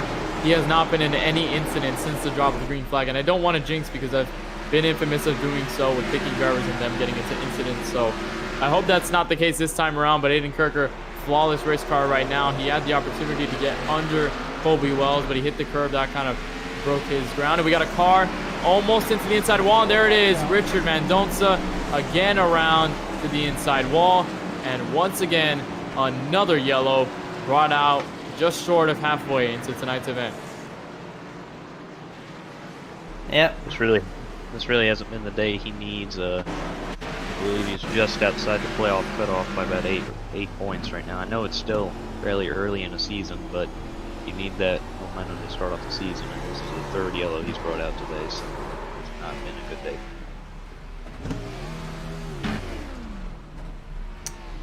I think it was just done and towed it back to pit road after trying to get it off the wall here. Yep. That might be the end of it for him, and we'll just have to see. But down pit road right now, on the racetrack is Colby Wells. This will hand a lead over to Aiden Kirker with Shane Mantova, who we started right behind him. Interesting call for Colby Wells. Finally decided to go down pit road after having that long stint in the race lead. So he'll try to get those fresh tires and rebound himself like Shane Mantova, Aiden Kirker, and Cole Williams, and those guys behind him have done so far. But Cole Williams, he's been involved in some incidents. Now he'll restart third unless any other drivers go down pit road in front of him, or if he goes down pit road himself. Doubt that'll happen, so he'll start third. Cole Williams, we really haven't seen him much after his incident early in the race, and he's trying to work himself back up with the damage on his race car. But the car with no damage, the 39 of Aiden Kirker, still not a scratch on that 39 Chevrolet Camaro, and now he's got the opportunity to lead a couple laps, get some of those points as he's leading those laps and put himself in a good spot in the point standings. And he still hasn't had a win this season yet, so it'd be nice to see if he can pull out a victory, but we still got a long race to go, and considering with the amount of cautions, it's not been easy to do so at all. Great to see Kirker in the lead. He has been one of the most consistent drivers this season, currently second in points, but he has just not been able to break into victory lane yet. So I think 2 third-place finishes in the last couple of weeks, so nice to see him come through and get a win. All right, so we got another question down in the YouTube chat by Glenn Bunger, and asks, what is your favorite sport except NASCAR? We're going to cover this just before we go green. Kelan, I'll start with you since I've started with Charlie the past couple of questions. I'd have to go with football. I mean, that's the sport I watch the most, specifically college football. That's always been one of my favorite sports to watch. It's just been entertaining to me, so probably football. I'm going to have to go with hockey. Very fast-paced, lots of physical movement. It's really a non-stop sport, and what drives me out of being interested in stuff like basketball or football or baseball is the breaks in between the plays. I think that hockey is just constant moving around and fast-paced and thinking on your feet, or thinking on your skates, I should say. But hockey is probably my favorite out of NASCAR. I think if there was any other sport that really compels me other than NASCAR is, like you said, Charlie, one of the sports you're not really into, basketball. I fell in love with basketball back in 2012. My cousin really helped me out with getting into the sport, and I played it for a couple of years. And you know, I just love the nature of the sport. You know, it's a lot of fun. You know, so many compelling stories in basketball, and just one of the greatest sports, especially with the NBA. And now, as we talk about that, a green flag is back out. Aiden Kirker still in the lead, and the driver that plays your favorite sport, Charlie, hockey, Shane Mantova, lining into second with Cole Williams now catching at the second. So rough night for him early, but he's trying to pick that up right now. Yeah, I know Shane like hockey. I think he plays defense, if I'm not correct. If I'm not wrong. Oh, yeah. And caution. Oh, boy. Dylan Basin Another around the front yellow. straightaway. It's Basin once again, and more damage to that Chevrolet Camaro. I think it might have been another situation of getting loose. We'll just have to take the replay, see what happened. Maybe a little bit of help. No help at all. Just all by himself, all by his lonesome. Around he goes, and now he's pretty much have both bumpers off of that race car on board with him. See what he felt hitting that inside wall. Bang. Tap. Unfortunate. Very unfortunate. But while we're here, there's another question we haven't asked KBRN in chat. Who are your guys' real-life favorite drivers? I'm just, what about you, Kenneth? I already know this, but what about you? Yeah, I mean, yeah. I mean, I think all three of us have known each other long enough to know which our favorite drivers is and who we root for every single week. I'm gonna have to go with the old 7-time Jimmie Johnson. I've been a fan of him basically since I started watching NASCAR. You know, he was pretty much one of the first drivers that, you know, when I was a kid, obviously you don't really think about statistics. You're not like, oh, he's got this amount of wins or he's got this, because you're not really thinking about that. I just saw the colors, the blue and yellow colors on that Chevrolet, and you know, that's where I fell in love. And then I started to get deeper into, you know, Jimmie Johnson as a driver, and then, you know, basically just stayed a fan of him after so many years. And, you know, I've watched him win championships at Homestead. I've been fortunate enough to be at the championship race where he's won championships, so that was a lot of fun. But yeah, he's retiring this season, so it's pretty sad. But Jimmie Johnson for sure, a living legend in NASCAR. Charlie? Well, my all-time favorite driver, you know, just like you, I grew up watching him. My all-time favorite driver is Tony Stewart. I've grown up watching that orange number 20, transitioned to a red 14, and unfortunately retired in 2016. But I've been watching him my entire life. I love his driving style. I was too young to notice his driving style, but nowadays I really appreciate the way he drives, and I love his love for sprint car racing and open wheel, and his just appreciation for all sports in general. Very skilled driver. But around 2014, when it was the ending stages of his career, I found Kyle Larson. Again, unfortunately, he's not in NASCAR anymore because of circumstances that are not in any of our control. But, so my number 2 behind Kyle Larson was Brad Keselowski. So right now, my current favorite driver in the top level of NASCAR has to be Brad Keselowski. I love his patriotism, again, his driving style, his love for the country, his sport, and I really admire that. What about you, Kelan? Kyle Busch for sure. I mean, I first started being a fan of him. I mean, I couldn't really comprehend NASCAR that well until like 2013, 14. That was when I first started like watching every race, learning the drivers' names, all of that. That's when I started doing all of that. But then when I first noticed the M&M's car, I was like, that's my favorite candy. So I was like, why not have him as my favorite driver? Because M&M's, right? That's how everybody's a fan of Kyle Busch nowadays. So yeah. What? Yeah, no. You're not wrong. Really. I guarantee you meet a 15-year-old Kyle Busch fan, and they'll say he's a fan because they saw M&M's. I mean, the sponsor-driver relationship is really strong, so I think that's probably a good reason why. Yeah, simply Jimmie Johnson. The sponsor relationship with Lowe's is very strong. Anyways, green flag once again here. Aiden Kirker leads him back with a hungry Shane Mantova behind him. Yeah, that is true. Jimmie Johnson and Lowe's. I almost forgot about that. I mean, Tony Stewart, Home Depot. Oh yeah. You know, they've been in a relationship for so long. You know, when you think of Tony Stewart, you really don't think of maybe his Mobil 1 paint team from 2016, or maybe his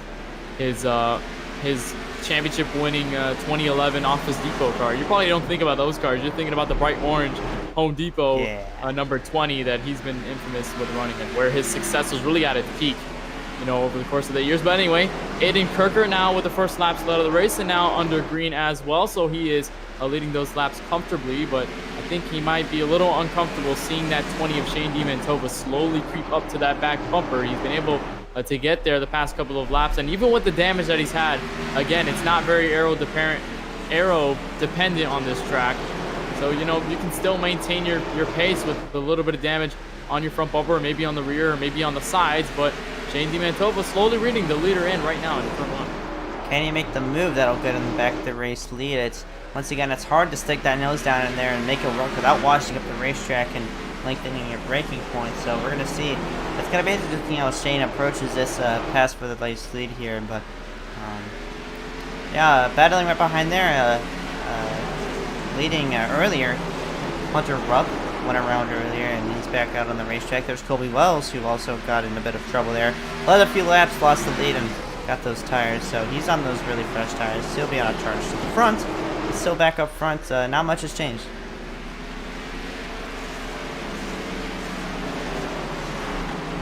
Pass with Colby Wells. Hunter Rupp also taking advantage under the 51 of Brady Williman, so he loses those spots. And Colby Wells went down pit road. He's still trying to get back up to where he was leading this race prior to that yellow flag, and he still has a little bit of drivers to get through. And another caution, the 61, the cause of it this time. Another yellow on the racetrack, and what has been, I believe, the 14th or 13th yellow on this race. Hunter Rupp goes around into the hairpin turn. We'll take a replay. See exactly went down. I think it might have been around by himself again, like we've seen with pretty much most of these yellows. Just drivers going around by themselves, loose off of 2 into the wall, and then compounding with a spin in turn 3 and 4. Luckily, it doesn't hit the outside wall though, so no extra damage there. But another yellow out. A couple drivers down pit road. And one of those drivers down pit road was your leader, Aiden Kirker. Down pit road, again, those 4 fresh Goodyear tires. That'll give Shane Mantova back the race lead. And Colby Wells behind him, so a lot of guys going down pit road, actually. Only 4 cars stayed out. That's Shane Mantova, Colby Wells, Dylan Basin, and Paul Granada. Race off of pit road will go to Aiden Kirker, who led them down initially. Cole Williams out second. Here comes James Youngman, third. Brady Williman fourth, and the rest will play out the way it will. So Shane Mantova handed back the race lead on lap number 126, but he's going to be at a disadvantage because he's on now. Contrary to what it was like earlier, he's now on those old tires. And Colby Wells also on those older tires as well. So Aiden Kirker, who was just in the race lead, now has a little work to do. A couple cars to get around. He doesn't really have too much though. He just has two cars to get around to get into this top 3, and of course 1 more if he wants to get back to that race lead with Shane Mantova. You see Dylan Basin with the hard damage still on the racetrack. Paul Granada, who's been involved in some things as well, he's now into the top 5, and boy, the drivers going around and these cautions and everyone going down pit road is really shaking up the order heavily. As you see Cole Williams, who was just in 3rd a while back, now he's falling back just a little bit. Of course, the drivers down pit road, James Youngman, Brady Williman, the driver that brought the caution out, Hunter Rupp, Lane Stevens, Elio, Quinn, Henry Tabor, those final drivers on the racetrack. We're going to take a moment to step aside once again in what has been a lengthy race. Still a long way to go, just past halfway. We still got a long way to go, but tune in for more action and stay tuned with us as we go through this yellow flag, almost to the green flag. You're watching the LWRC NASCAR Cup Series on the K10 Racing Network.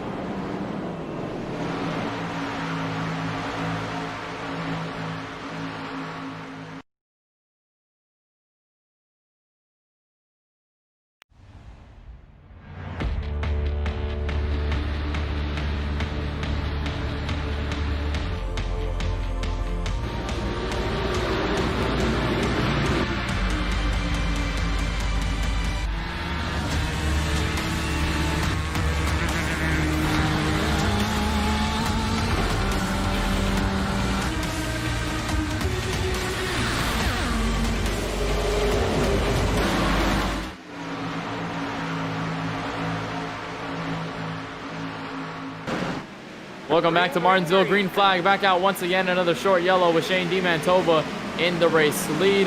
Kobe Wells into second. Dylan Basin, even with the damage, is in third. All of the drivers packed together. And the loose goes Dylan Basin. Not enough to send him around. It's okay. No yellow on the racetrack. Now Paul Granada under the 8 car. But the battle for the race lead continues to heat up. Shane Mantova at the front of the field. Kobe Wells right to his back bumper into turn 1. Could see a move for the race lead. Not really jumping to the inside. We could see a bit of a bumper tap here, but to the inside, he dives it down, and that's going to be contact between them. Shoves him up the racetrack. Shea not happy about that, but back to the race lead goes the 1 of Kobe Wells, and Paul Granado loose behind them.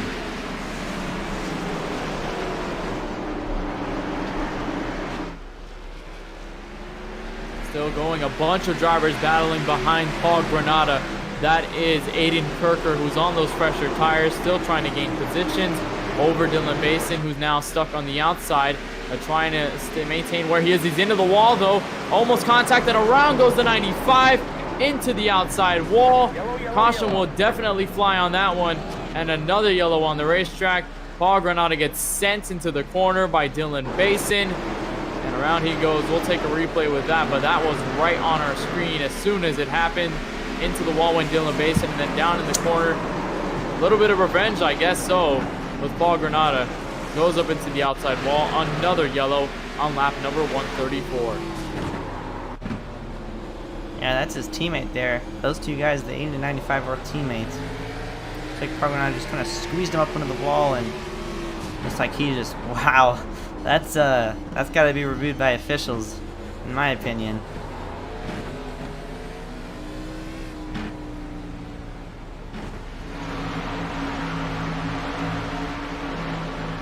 Pit road he goes, and with that incident, that leaves Kobe Wells into the race lead. Got around Shane Mantova in just enough time before that yellow came out, and we're seeing a trend here. Basically, you know, we're seeing short green flag runs, then a yellow by one driver, short green flag run, then another yellow comes out, and it's pretty much what we've seen. We've already seen a little bit more than 10 cautions here at this track, so boy, it has been filled with cautions.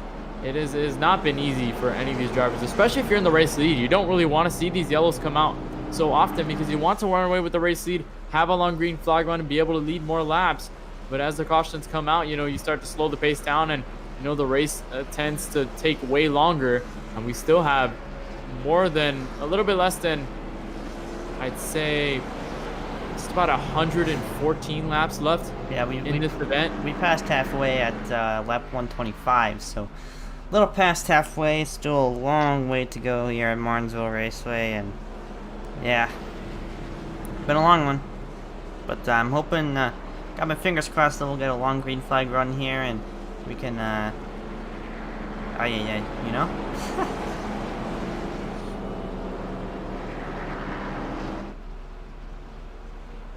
So another yellow here at Martinsville. We got a question down in the YouTube chat by Trip for Heisman. Asks our favorite candy. We got another question also. We'll try to cover that one. But right now, favorite candy, Charlie, I'll start with you. Oh man, I'm gonna go with Jolly Ranchers probably. I don't, you know, a lot of candy is just pop it in your mouth, eat it, then it's gone. You know, I like something that you can have for a while and still has its taste after a while, unlike gum. So, yeah, Jolly Ranchers, purple kind specifically, and the green. Y'all ever? Does your school each year give you these little chocolate boxes that you gotta go around and sell, or is that just me? Oh yeah. Oh. Yeah. Okay. You take those chocolates and you get those caramel chocolate bars. Those are the best. Oh, you ever had those? Yeah. Those are the best. Yeah, I love those. 10. Yeah, I've been around those little chocolate boxes. I think I had to sell those at one point in school. But I think my favorites are easily going to go to Kit Kat. Those have been my favorite. And M&M's, crispy M&M's. Those have been really good. Caramel M&M's, that's where it's at. Oh, I mean, I've never tried caramel M&M's, but... Alright, well, regardless, we are back green. Colby Wells leading the field with Shane Mantova. A little bit loose on that start. Not the best start, and we got a car around immediately. James Youngman is the guilty party this time around. Looks to be no considerable damage to that number 80. Well, now he just pounded into the outside wall there, trying to reverse it out. So another yellow at the hands of James Youngman. We'll try to see what happened. Way too early on the gas. Boy, another driver out of turn number 4. Getting loose. This has been almost every caution we've seen tonight. Yeah, it's surprising we don't have a spin count for our drivers here on the racetrack tonight, but I will pull up the caution graphic once again here. Whoops, that's not the right one. It's 16 cautions, 79 green flag laps. We've had a bit of green flag runs here. 8 lead changes.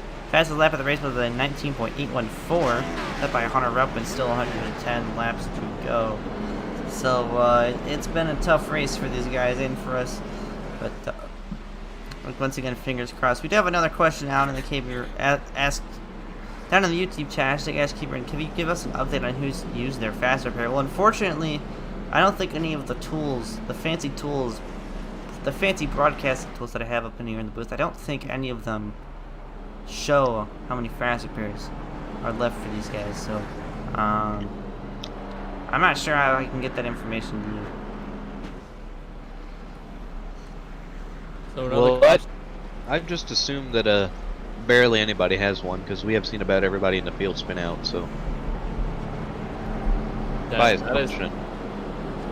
Yeah, that is true. But and then again, I mean, Shane Mantova, Colby Wells, I think they're some of the only drivers that haven't used them, even though they have some damage, because it's not too bad to affect their run and to affect their speed. Aiden Kirker probably hasn't even touched it, because he's been pretty much flawless and clean throughout this entire race. So I don't think he's had the need to touch it unless something dramatic happens in which he gets heavy damage. But yeah, probably a couple drivers have used their fast repairs. Unfortunately, we can't really give that info because it's not really accessible. I wish it was accessible, because that would really shake up a lot of things, and it could give us a little more info to talk about. But yeah, I think I don't think the software that I use it'll be a cool feature, because then it'll give us more information, but unfortunately it doesn't. Yeah. Hey. Oh, another Ask KBRN question. Have you ever been hunting? Well, I live in the place for it. There's lots of woods area. You can find a good field where you can probably hunt, but the closest I've ever been to hunting was either in Minecraft or I've gone fishing. I've gone fishing before. It's a pretty good time, but That's basically water hunting. Yeah, it's the closest I'll get to it. oh yeah, that's true. I mean, you can do a lot of fishing down here in Miami, especially if you go a little further south to the Keys. That's where a lot of fishing happens. There's a big community around fishing, I guess, if you could say. One of my best friends is family members is really loves fishing. So, you know, I guess that's something. I guess that's like water hunting, I guess you say. But in terms of land hunting, yeah, I've never been around anything. Miami's not really a place for that type of hunting, really. But regardless, we are back green once again, and contact on the restart. Shane Mantova is around and being in second the entire race. More cars involved. That's Dylan Basin, Henry Tabor, Paul Granada. Boy, that was the biggest wreck we've had tonight, and more retaliation for the 95. That involves James Youngman, who ends up the innocent bystander on that one. But contact between Aiden Kirker and the 20 of Shane Mantova. And we just got a question in the chat. Will Tempers flirt tonight? I think we just saw a bit of Tempers flirt right there. We're gonna go ahead and get a replay for you guys. That's already there. We'll check the replay. That was contact with the driver who's been flawless all night. A little bit of a checkup. Just a stack up there. We'll see what happened with the 95. Oh man. Oh my goodness. Goes into the 16 there, and yeah, I think on they the just restart. just got Henry stacked was up. checking up to avoid that wreck, and Granada Oh. got into the back of him. And we're gonna see what happens here. Yep. There you go. That'll answer your question, the NASCAR fanatic down in the chat. We talked about it in the pre-race show that the only thing you can guarantee when you come to this racetrack is some angry people. So it has not failed us today. Yeah, we didn't even have to give a worded answer. That was a visual answer for you right there. And Aiden Kirker now down pit road to get the damage. But that was a weird situation there. A bunch of drivers just stacking up with each other. It started with Colby Wells and was pretty much a chain reaction through the rest of the field with Aiden Kirker sending Shane Mantova around, and then obviously drivers trying to get around there and checking up around Shane. And then that made it worse. There's a bunch of other drivers involved there. You see the damage. That's a faster pair. Yep, faster pair used.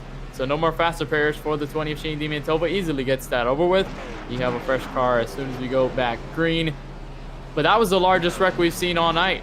A bunch of drivers involved in that one. We're usually seeing the 1 or 2 car incidents, but we saw just about like 5 cars there, I think. Yeah, good bit of cars there, and yeah, but back up front, Colby Wells has led a good portion of this race. We'll bring up the graphic here. He's led 41 laps. We'll see who led the most. Hunter Rep led 27. Shane Mantova led 54. So I think Shane leads the highest led lap count. Also, another faster pair user, that 16 car, must have used his. And he's back on the racetrack. I know that 8 car back there, Dylan Basin, has used his already. I think Paul Granada as well. So they are out. So one good hit to the front end of that car and knock the radiator out. That'll end it for them.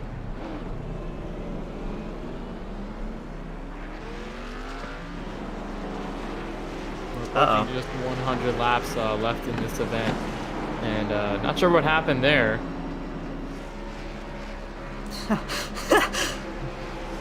I'm not sure what happened with Paul Granada on that situation, but... Well, good news. We're just approaching 100 laps left, so...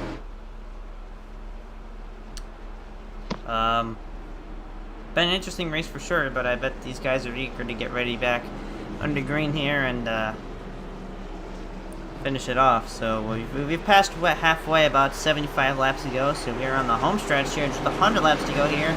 Cook Wells is our #1 car. We'll bring back to the green flag. Cole William is back up to the front here. We'll start in second, and Hunter Rupp, again another driver, back up front here. We'll start third in turn #1. And a good top 5 for Brady Williman right now. He's put himself and got away with all the trouble that's happened in front of him, and he's able to work himself to a top 5 right now. But you mentioned Hunter Rupp into the top 3, who's been involved in some spins around this racetrack, caused a couple of yellows, but nonetheless, he is still now in third, a battle behind them. Lane Stevens and James Youngman side by side. I think into the wall went the 42 there. That's allowing the 61 to dive under. A little bit of a lockup for the 42 there. Easy pass for the 61. And Hunter Rupp has been chasing that race lead ever since the drop of the green flag. He had it for a short stint, but then he lost it just as soon as he got it. And now he has to chase down that one of Colby Wells, who's been dominant through this second half of the race, and every time he's led this race on the restart, he's been able to pull away. We'll see if the 61 has anything for him. Yeah, we saw on that graphic a few laps ago that Hunter Rupp had the fastest lap of the race, so you can bet that number 61 Peak Performance development team Ford Mustang is on a roll right now. He's Colby Wells is actually on the oldest tires right now. He has 40 laps on those tires, and everyone else behind him has 27 laps. So you could bet that number 61 car is at an advantage here. So he's going to get to work trying to increase or decrease that gap between them and hopefully take the lead. And as they start to wind down, we get another green flag one, possibly the win.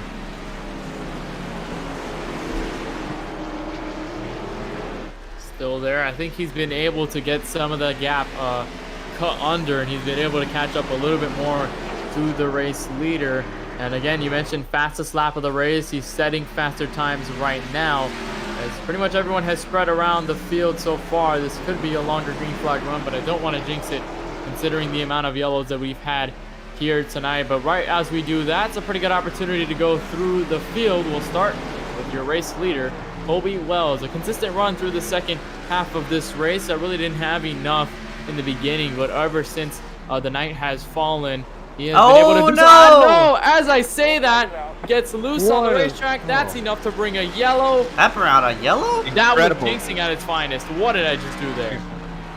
That's an odd yellow that I brought out. I don't know if there's someone else that have it on the racetrack, but we're going to replay this one from the lead. I think he just, cooked it up too much in the corner. Oh, goodness. Look at that amazing job of keeping it off the wall. Yeah. I mean, I don't that think is there was incredible. There was no other spins on the racetrack, so I guess that would brought out another yellow. Yeah, I think I did.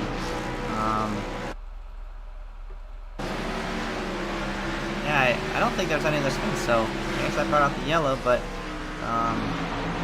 back live here, we got cars down pit road. That's Colby Wells, obviously, who took a bit of a slide there. And, bless you, Kelan. Led by Cole Williams, but the 3 cars who stayed out this time on our up, Shane Mantova and Aiden Kirker. Shane and Aiden are both on 20 lap fresher tires than the leader Hunter Rupp, so they're going to be an advantage there. But we're going to see how this race off at pit road stacks up. Colby Wells out first. He'll pretty much take that, but Cole Williams had a little bit of a fight there, and he takes it over Colby Wells. Interesting move right there. You saw another battle behind them. That was Brady Williman, James Youngman. I think Brady, oh no, actually James might have gotten the best out of that one. Lane Stevens also out of pit road as well. So that leaves Hunter Rupp to the race lead. He'll lead a couple laps under yellow. Shane Mantova behind him. Aiden Kirker in third. We're going to take another break and have a little commercial break, and we'll be right back from Martinsville with more action. Hunter Rupp in the lead. You're watching K1 Racing Network for the LWRC NASCAR Cup Series at Martinsville.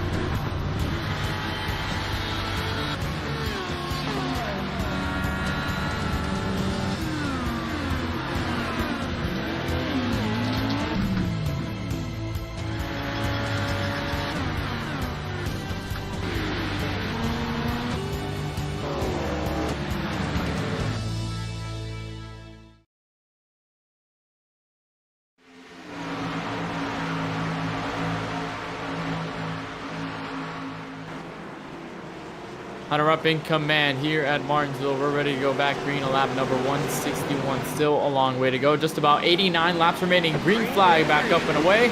We are back here at Martinsville. Another green flag restart with Hunter Rupp in the lead. Shane Mantova behind him.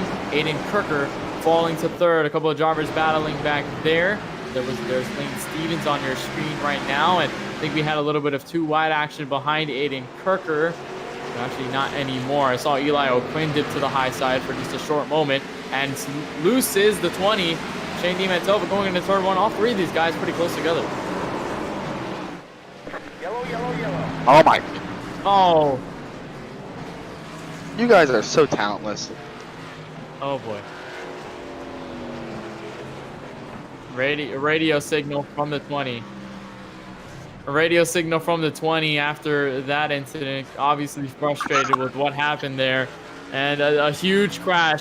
Again, involving Henry Tabor and Paul Granada. This battle continues to rage on. Dylan Basin, again, part of that incident. We're going to take a replay. Oh my goodness. Another huge wreck. That's, I believe, started with James Youngman and Henry Tabor. Oh yeah, started with James Youngman. Got tagged by Lane Stevens. Yeah, we'll and then go back Henry Tabor trying to get around there, avoiding, and then gets into Dylan Basin and followed suit with Paul Granada. Yeah. And then the 16 car of Henry Tabor. Oh boy. And this is where it gets interesting right here.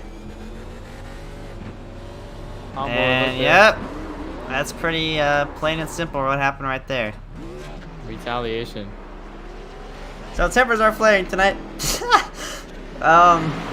Yeah, unexpected radio response from Shane Mantova, who's running second. Yeah, we apologize yellow. for that.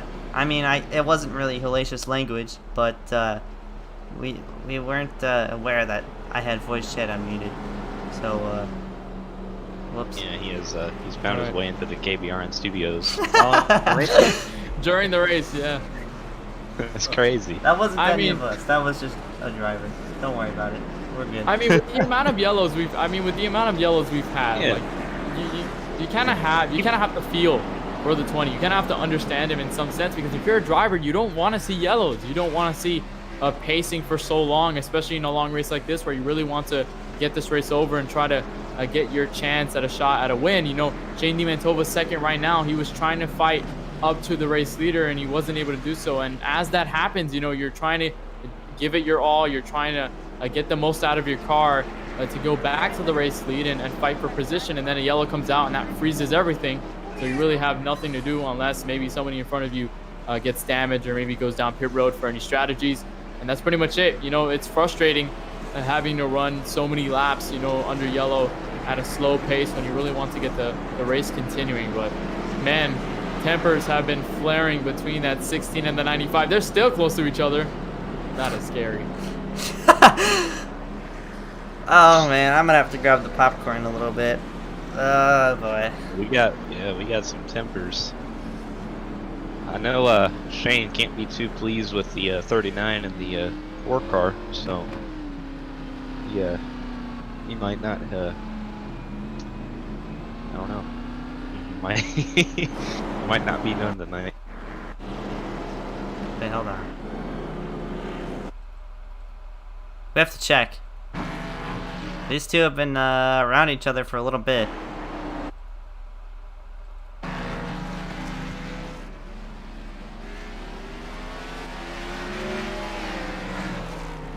Yep. I was trying to avoid contact by powering down on the inside. That's now they got a car separating them. Finally, it had a little bit of a mediator there with Dylan Basin. Up, Brady Williman into the wall there, maybe distracted. I Might don't have know been what this texting and race is driving on anymore. that. And green flag is back out. Oh. Hunter Rupp leads them back. That was we weren't paying attention there, but Shane Mantova, that guy has the freshest tires out of that top 3, and he is a hungry driver, looking for more. Hopefully no yellows for that 20, so he won't continue his frustration. But right now, putting the bumper to the back of the 61. Oh, he's and gonna going turn around. him! Oh Around no! goes the race leaders. Shane Mantova, Hunter Rupp, Oh, there and goes the Henry 16. Tabor gets dumped under yellow. Wow.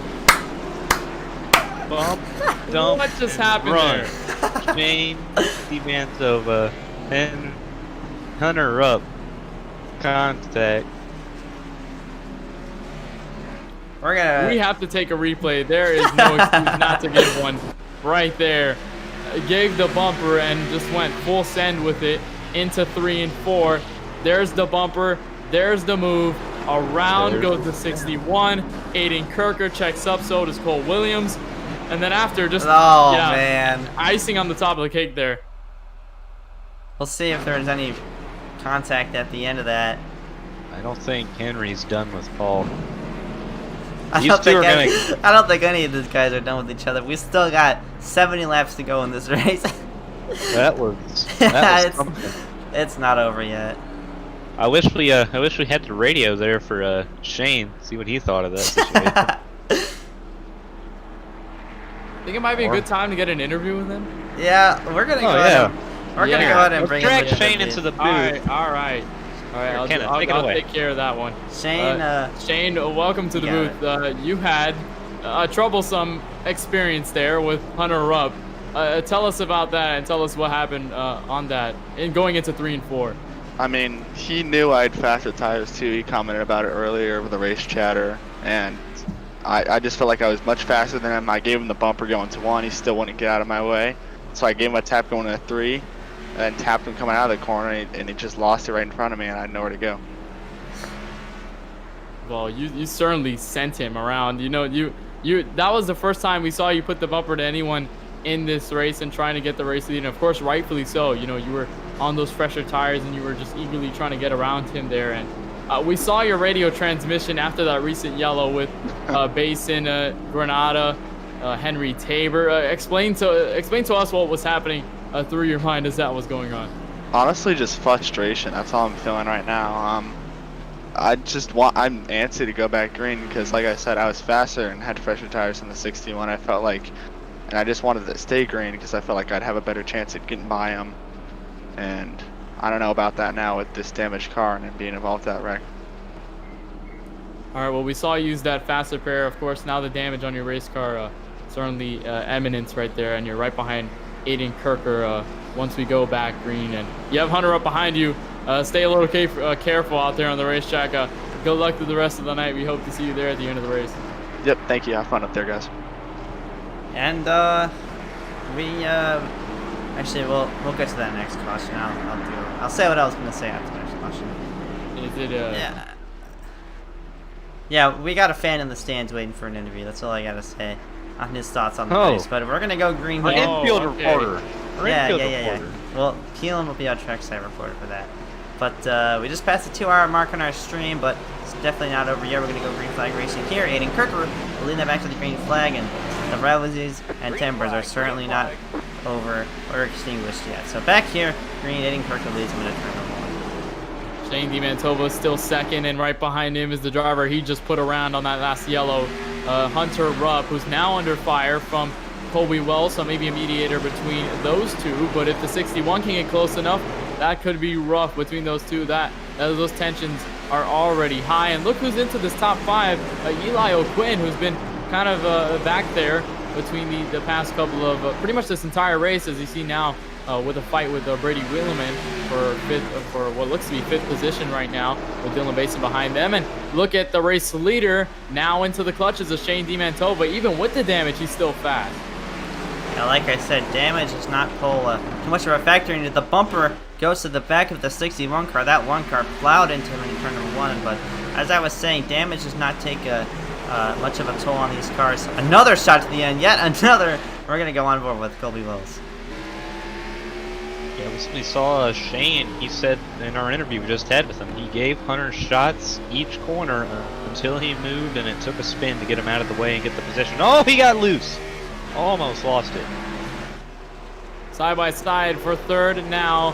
Colby Wells trying to take that position away. Hunter Rupp got way loose off the corner. An easy pass for Colby Wells. So he sits now in third with Shane Mantova still trying to catch the race leader. While we're under this green flag stance, you see Hunter Rupp loose once again.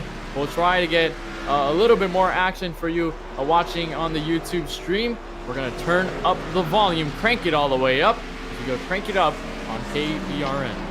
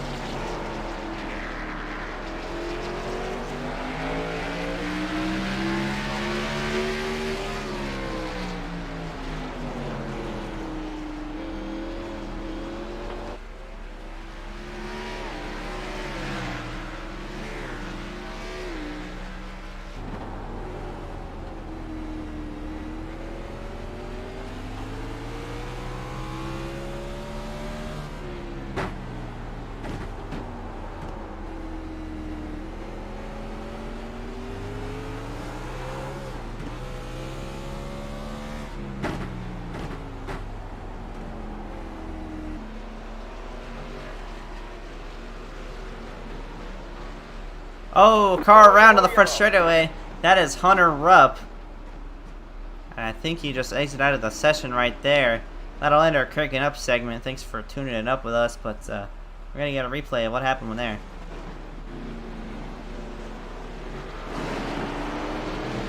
And it looks like just turn it around and he might have just disconnected from the session altogether. Or no, I guess he's still out there. Been a troublesome day for him. Look at this replay for you guys.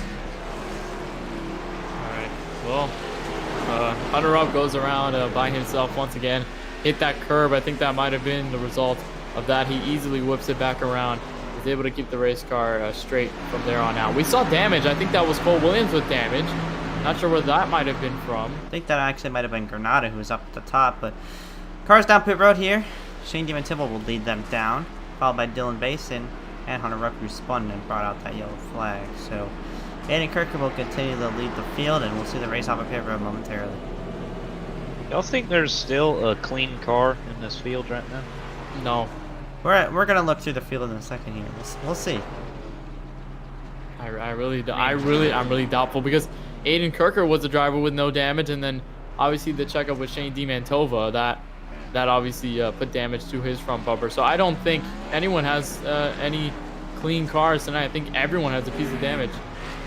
Yeah, and like I said under that last green flag, we got a fan in the stands here waiting for an interview. We're gonna go ahead and interview a good friend of ours, Glenn Buncher, and we got Kelan up in the stands with him. Yeah, I'm up here with Glenn. What's going on, man? Nothing's going on. I just got a hot dog from the hot dog stand in the infield. Luckily, there's a tunnel that was made two days ago, so I've been chowing down on my 7th hot dog this time. So these nice. hot dogs here are really great, but I'm going to really pay for it in the morning. Well, what are you doing out here? I'm watching the race, NASCAR. Well, whatever this league's name, LRC. I don't know what it is called. They gave me a permission to be here. I'm the only fan here, unfortunately. But COVID. Yeah, COVID. Yeah, it's government stuff. But I love racing here. I race in Mud Lumber Series. I own that series. I'm a good racer. Drive for PPM. That's a whole great team organization right there. But I'm just blessed to be here because I love racing. And I love the beating and banging that we have. We had some, I don't know who was it? Was it Paul Granada and Henry Tabor going at it? Oh, I yeah. love that as a fan, man. The crowd, you can even hear the crowd down the road. They were cheering for Paul Granada, absolutely dumping the crap out of him. And then you got. And Mr. Shane absolutely punted the man out of the way. I mean, if that is my driver right there, Shane Mantova is the driver of the year. Don't at me. I am done. Thank you, Kelan, for having me right here. I really appreciate it. I'm gonna eat another hot dog. So God bless you. Yeah, you enjoy the rest of the night, bud. Thank you. Some of the little fun we have here at Martinsville. Glenn Buncher being the only fan in the stands, I guess. We have virtual fans, but I guess that's not. Yeah, Might be cardboard holograms, I guess. Yeah. Conspiracy. All right, well, guys, good Aiden news. Kirker, On my little telemetry thing right here, if we go green to the, it says, if we go green to the end, you will have just 20 minutes of racing left. So this is definitely winding down, and these guys are going to start to get their last chances to make some moves for a little. While we're running green, we're going to look through the field and we see if we see a single clean car. That's No Aiden Kirker up isn't. front. Got a little bit of bumper damage. Colby has some rear end damage. Front end's off of Elon. that car. Shane as well. Car's looking like modifieds out here. That one's alright. Back bumper's all messed up. I think we have a winner. 5 car, Oh, Lane wow. Stevens. oh And boy. Elio, Quinn, and same on end, but we're going to bring back green. Back green, Aiden Kirker leads them back. Another lap led with that 39 with Colby Wells hunting right behind him, and Cole Williams, who has that front bumper damage, now into third. Shane Mantova lost the spot back there to Dylan Basin, but this could be the there you battle. go! Oh, retaliation from Hunter Rupp after Shane Mantova sent him around off of turn 4. There is the payback, and Hunter Rupp is probably happy he did that. He had a chance to do that. And another yellow once again. I think we've breached 20 yellows tonight. I think it's About retaliation. it's Hunter pretty Rupp, clear what he's happened right hard. there, folks. I think straight up sense of, oh my gosh, that was a hard hit to the outside wall.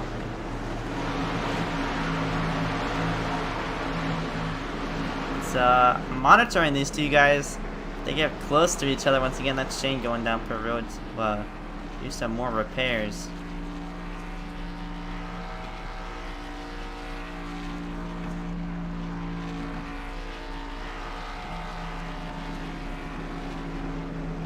So tensions are way higher than we thought it would be.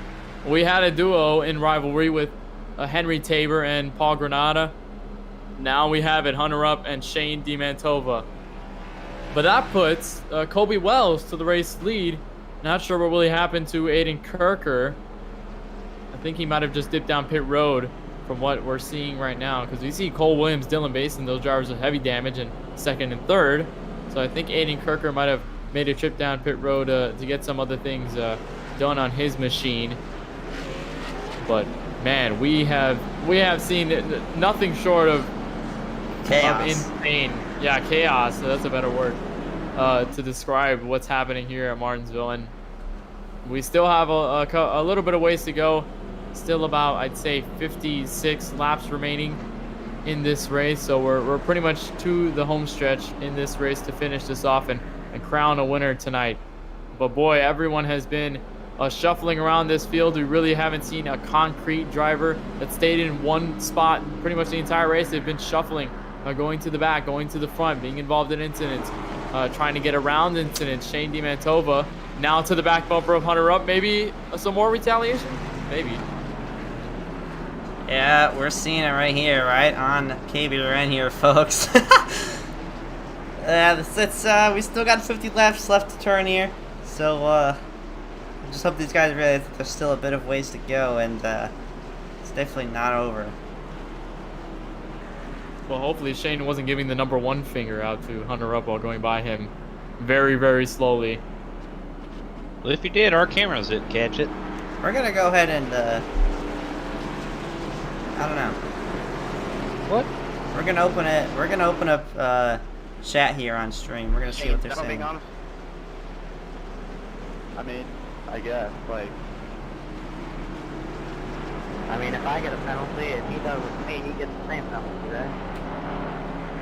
That's kind of I rough mean, I speaking. didn't catch you twice before you jumped, or before I jumped you, and you just flat out jumped me on the corner.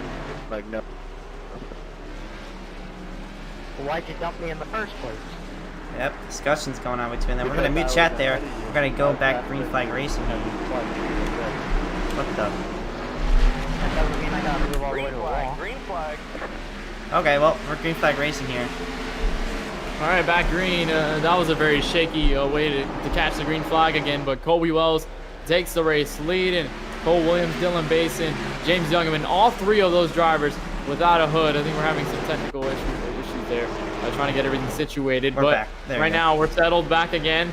Top three are pretty much settled in. You see Lane Stevens trying to work to fourth under James Youngman, trying to get it done. I think he has it, though. But not yet. Actually falls back just a little bit short. But Colby Wells, one of the more cleaner drivers in the field, staying up front right, once again. And another we got person another on yellow. the back. That's the 8. That's the 80 of James Youngman. Once again, around the James These Youngman, cars, dude. another yellow. These cars are looking like modifieds out there. Yeah, I don't even think this is a Cup Series race anymore with the Cup cars. I think Hey, it's modifieds. just modified at this point. Yeah, modifieds do go here sometimes. I just Yeah, want to they see what do. I just want to see where James is going really quickly. Hopefully it's, oh boy. Hopefully it's not anywhere to another driver. But considering this pace he's going, I don't know. Might be just laying back. All right, Giving well, up those positions where he is right now. We're going to try to get a replay. More contact between Shane Mantova and Hunter Rubb, making some bump door contact. We'll try to get a replay, see what happened there. Almost contact between Lane Stevens and then going Oh, here. yeah. I think, oh, contact that got the 5 shaken up and just couldn't keep control of it. Just got into the quarter panel. And while we were looking at that replay, I believe some guys head down pit road. That's I know Colby Wells went down pit road. Also Cole Williams, James Cole Youngman. Williams got his faster pair. Yeah. I think that looks the same. Anyways, oh yeah, Cole Williams got his faster pair. Oh, Yeah, he's been finally. saving that for 200 laps? Hey, good on him. He's stuck it out. He's lucky that engine didn't blow earlier, and he would have to tow it or get his faster. Oh, we have a guest in the studio. Welcome. All right, well, welcome Jack DeAndrew into the booth. a driver that was pretty much going to race today, but unfortunately sitting out for this one, watching in the stands or just watching through the stream. Jack, I want to ask you, what have you really thought about this race so far? Because we have been bewildered. No, I'm kind of glad that I didn't race, to be honest. With it's just been caution after caution. This is hilarious to watch. Well, Jack, I know we talked to Glenn a little bit earlier, also a fan watching and trying to support Evo SimSport driver Shane D. Mantova. And have you really been rooting for a driver this race? I know you and Shane are good friends, but considering what's been going on, is there any favorites that you're looking at right now? Well, actually, Henry has me spotting for him. So, oh wow. I have a You've been on the other side of all this this drama going on then. Yeah, I've had a front row seat for this. Yeah, it's been very entertaining. Well, yeah, the fact that you're the spotter makes it a lot more compelling, considering that Henry Tabor has been a part of incidents with Paul Granada. Those tensions between those two drivers have been very high through the second half of the race. Was there anything notable that Henry Tabor might have said over the radio to you while those cautions are coming out, or was is it too inappropriate for live? Don't be too. Descriptive. I can't really say much, but he was very angry. I'll put it that way. All right, well, spotter Jack DeAndre giving us an update on his driver, Henry Tabor, driving the number 16 car. We're gonna get ready to go in green flag racing here once again. Dylan Basin, he's driving what looks to be a modified with two cars with their front ends behind them. We'll lead them to the green at lap number 204. Just less than 50 laps to go here. I think the only driver I have my eyes on is Hunter Rupp and Shane D. Mantova, but they're separated quickly by Colby Wells on the fresh tires. Dylan Basin looking low. Must have saved it. Yep, there you go. Around. James Youngman, once again. And Paul Granado one also as well. We're gonna replay this one. I don't know if that was entailed to the last wreck there, but I think I have an idea what happened, because that 5 car is sitting right behind him.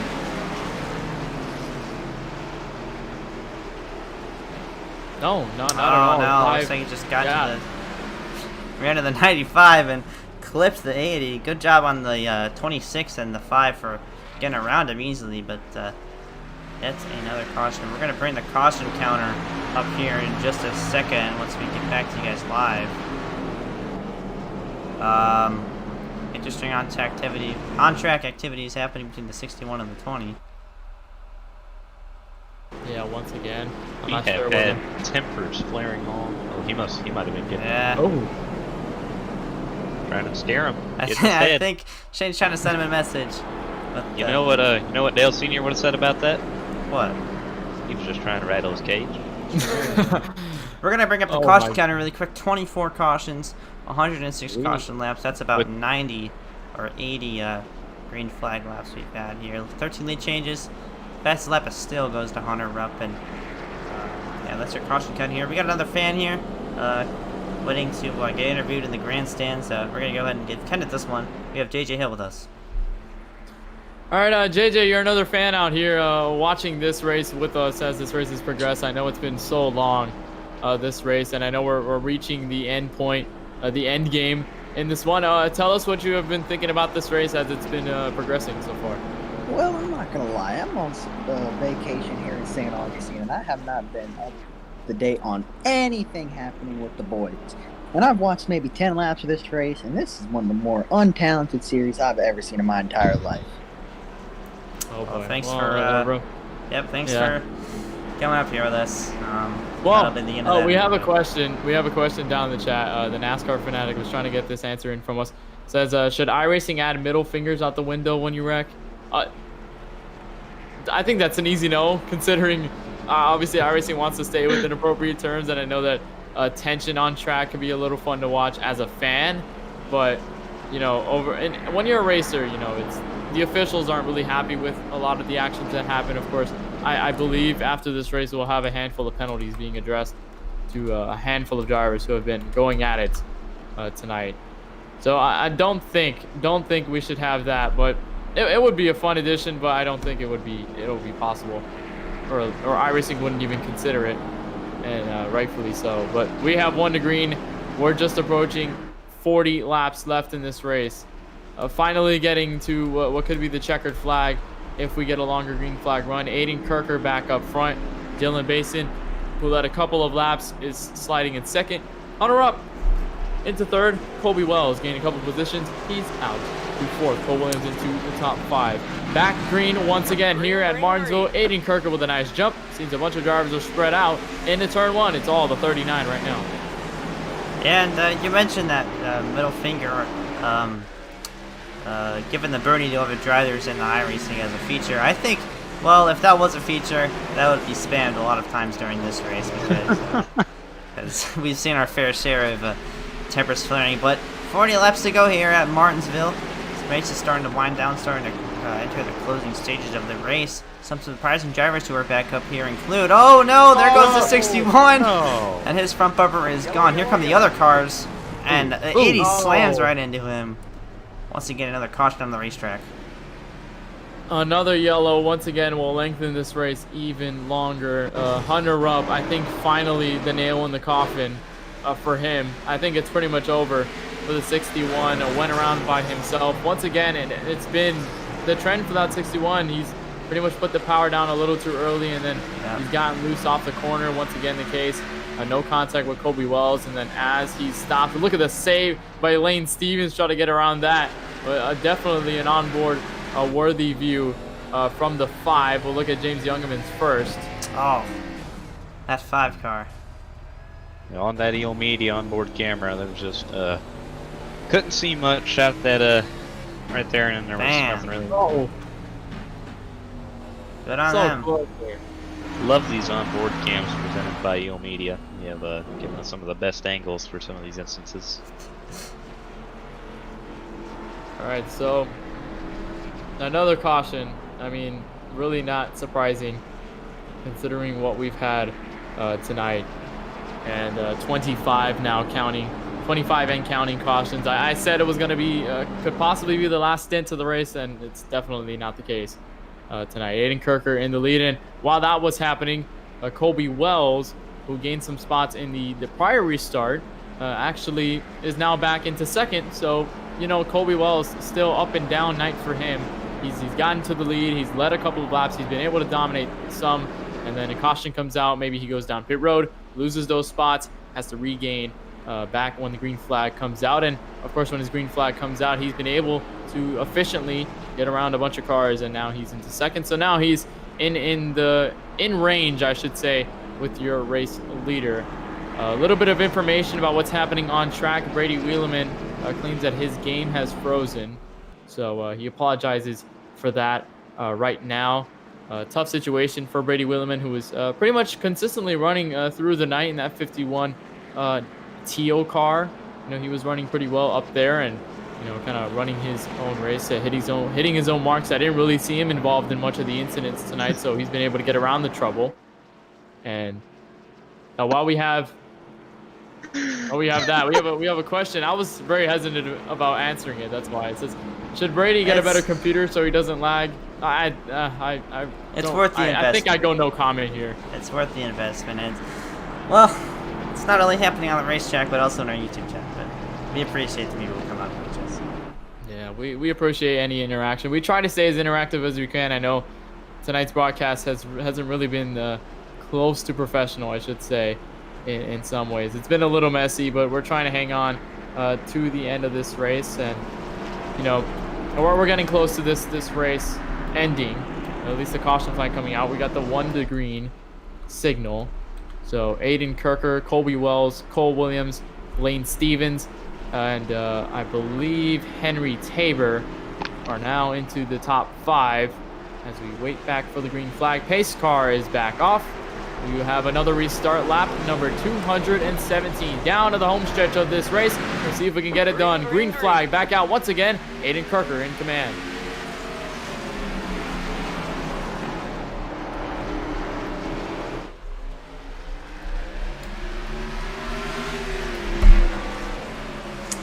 Aiden Kirker is still maintaining a pretty solid lead, and these guys up front, a bit of change of picture here. They all have front clips on their cars, so the entire top 4 actually, but right behind them, they're pretty much stacked up here, and it'll be really interesting coming to the last, I believe, 30 laps of this race. We'll see how the tires strategy plays out, and it's going to be interesting when it comes down to it. But Aiden Kirker with the lead right now. Still with the lead. Kobe Wells still trying to chase him down. Cole Williams, meanwhile, got that faster pair, and he's been itching into third ever since, trying to get a backseat view of what these guys might be able to do, because we already saw a driver dumping the leader for the race lead, causing a caution. So if that could happen, then Cole Williams could be in the right place at the right time, possibly get some positions out of that. And there is around goes the 42. 42. And also into the wall, I believe, is Lane Stevens. Oh, still piling in. That's Paul Granada. Got to the back end of the 8 of Dylan Bass, and we're going to go ahead and get a replay of this one. Gosh, I think the 42 might have just overcooked it into turn number 1. Same with the 5 car. That's an odd one. Yeah, back end just started to step out. That was a pretty clean race car. I think he got his faster pair. And then same with the 5 car there. It's just overcooked it. Yeah, there you go. He went nose into the wall, unlike the 42. So that'll bring out, I think, let's check the caution counter here. That's going to bring out your 26th caution of the night. But we're going to go green flag racing here once again with about 25 laps remaining. So it's starting to wind down, and I can tell you it's starting to get a lot more intense for these guys who are I don't know, in close proximity to the win, right, guys? Oh boy, I mean, the win isn't certain at all here at Martinsville. Every time a driver is trying to get up into the top 3 or maybe top 2 or maybe in first place, it's never guaranteed. They usually either lose it or something else happens to the point where, you know, things shuffle up immensely, and we have situations like this. And Cole Williams, around he went, but thankfully he didn't lose any positions off of that, luckily. So he's going to stay in third on this next restart, and he can probably just get back to where he was, even though it wasn't too much contact with the outside wall. He didn't lose any positions on the way there. So he had Lane Stevens behind him, and by that time the caution came out, field was frozen. He didn't lose anything over that. So another caution, 26th yellow of the night. Still have a little bit of ways to go, just about 27 laps remaining before we get this thing over with. Aiden Kirker looking for his first win this season. Also, Kobe Wells, Cole Williams looking for his second win this season. And of course, everybody behind them also looking for their first couple of wins. Going back to the schedule we've had tonight, I have been looking at it over the course of the evening. And of course, Jack Bolche, your winner at Daytona. Michael Kenner, Las Vegas winner. Cole Williams in third right now. He won at Phoenix, like we mentioned at the top of the broadcast. Michael Kenner, winner at Auto Club. Kilowa Hankins winning both Atlanta and Homestead. Of course, family emergency kept him out of this one, so he's not going to be able to contend for a running, but 2 wins for him so far. But we haven't seen Aiden Kirker. We haven't seen Kobe Wells on that list. So this could be a potential opportunity for those guys to possibly get their first win of the season. Like we've had a handful of different drivers tonight. Paul Granada, the closest he's been, has been a pole at Phoenix Raceway. He had the pole there. Dylan Basin had a pole at Atlanta, couldn't get the win done. Cole Williams has had the pole for both Homestead last week and tonight's action at Martinsville. So 25 laps remaining. We have Aiden Kirker in the front of the field. Kobe Wells, Cole Williams into third. Pace car lights are off. Once again, down pit road. We're going to try to bring some more green flag action. Hopefully, we can get to this end of this race very, very cleanly, but tensions continue to ramp up. Green flag is back out once again. Aiden Kirker in command, but Kobe Wells trying to make an early move. From down on the inside, that's an aggressive move for the race lead on the restart with just 25 laps to go. Will he make it work? Side by side, even down the front showed a bit of contact. 39 with the advantage down into turn number 1, but the 1 car, will he have it off of turn number 4? Not clear just yet. He just needs one more turn to solidify his lead. 39 overshoots the corner, locks up the tires. That's going to give the lead to Cody Wells. New race leader, that number 1 of Kobe Wells. And now the 39 of Aiden Kirker dove it deep into turn 1 and 2.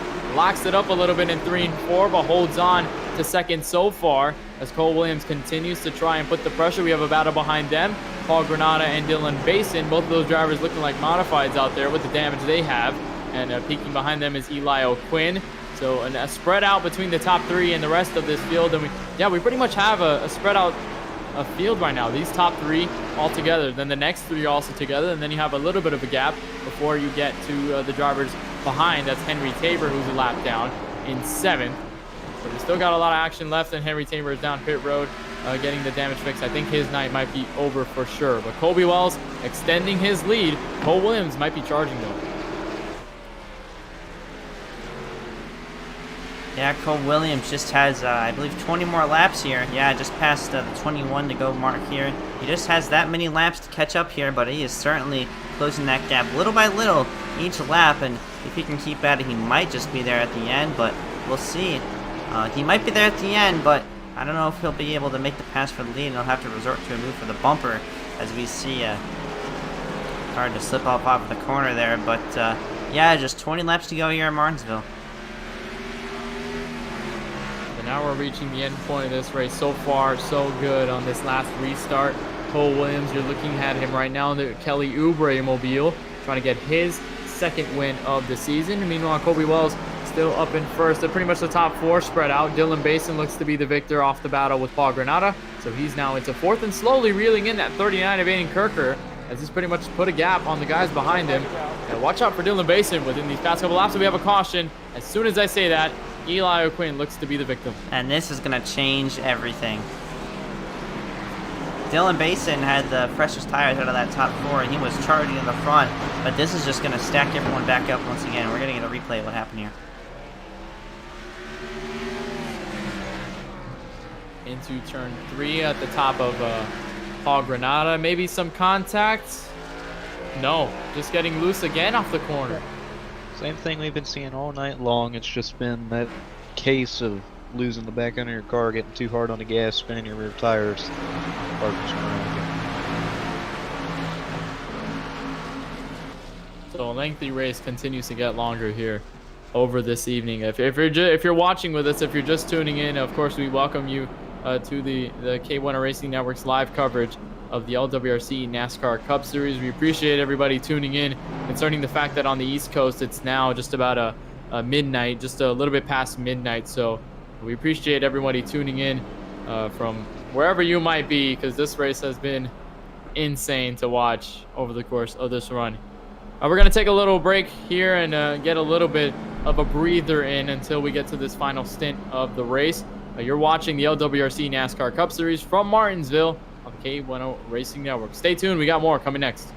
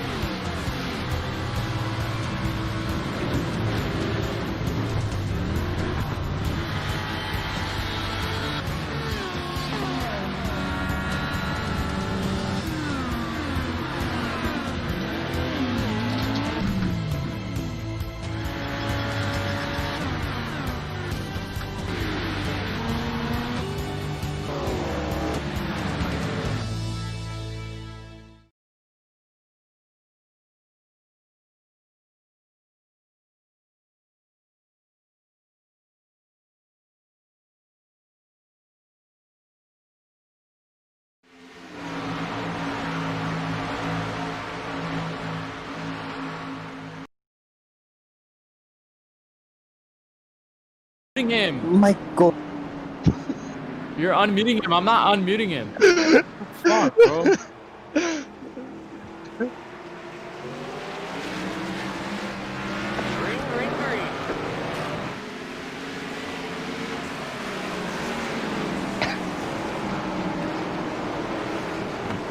Alster. Back here live at Martinsville Speedway. Just 13 laps remaining for Colby Wells, your race leader right now, but Dylan Basin with those fresh tires is hard charging despite having no front or back end. And oh, the 42 car around in the front straightaway. Will that bring out yes, that'll bring out another caution. And oh, right in the back goes the 80 car and more involved. Yeah, another caution. I think that's the 28th caution of the night. Unbelievable. Another yellow. Through 20 laps left, lap 239. Boy, this race has been intense. My goodness. Not sure what to say here. Henry Tabor, Cole Williams went around. Another situation about just drivers getting loose off the corner. It has just been, it's just continuous. It's literally, it's almost every caution we're having is these drivers getting loose by themselves. I'm not sure why. I'm not sure how, but again, Cole Williams a victim to this off of turn 4. It's always off turn 4. I don't think turn 4 really likes to see these drivers going around there whatsoever. But then we have more involvement. Lane Stevens, James Youngman. Yeah, this was oh yep, another instance with Lane Stevens and James Youngman.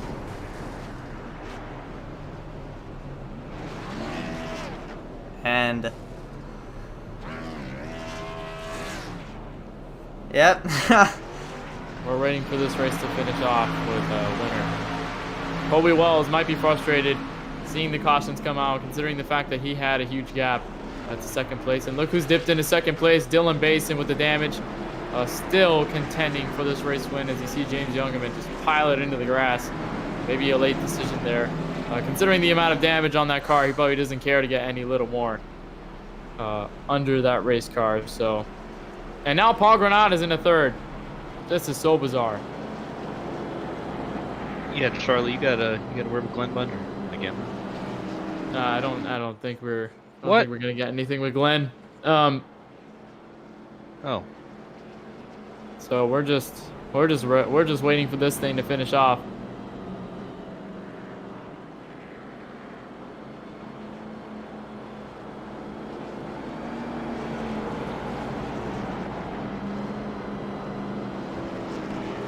I got you. I'm booking a hotel, a holiday, and down the road, so we're good. We're good.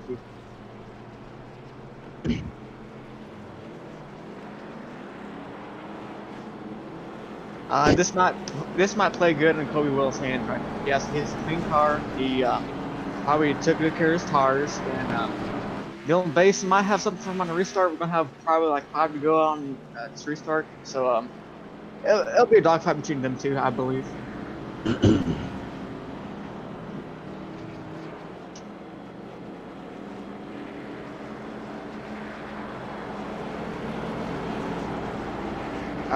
Just thanks to all these fans, these virtual fans. You know, NASCAR put robots in the stands at Martinsville, and it actually works pretty well. I thought this place is packed. On the green.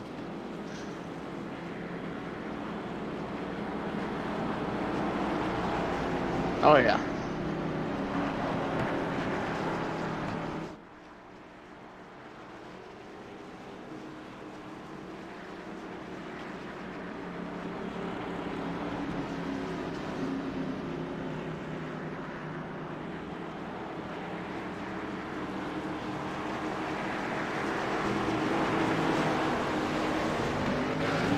Green flag is back out here. 6 laps to go at Martinsville. Will Dylan Basin be able to catch up? Let's see if this is the final stint of the race ending with Colby Wells in the race lead. Dylan Basin trying to follow behind in a damaged race car. Boy, how crazy would that be if Dylan Basin can catch up to this race leader in these final 5 laps and get a race win with that car. That would be interesting. And you mentioned the Pepsi Chevrolet here. A little bit of a conflict there. Monster Energy owned by the Coca-Cola company, and then of course the Pepsi car right behind him. And we'll hope to see that drama tense up. But so far, Colby Wells has done a good job maintaining his gap. 5 laps remain in Martinsville, and just as that, another yellow, this time Lane Stevens. And this, once again, will change everything because this is going to push us to a green, white, checkered. I think the best opportunity for Basin and the 8 car was for it to stay green. I'm not sure if he can get him on a green, white, checkered. And I think I have an idea what happened here. This 5 car and the 88 car have been bumping and banging all race. Will he do it? Yeah, yep, there he goes. James Youngman and Lane Stevens find themselves banging up on each other once again.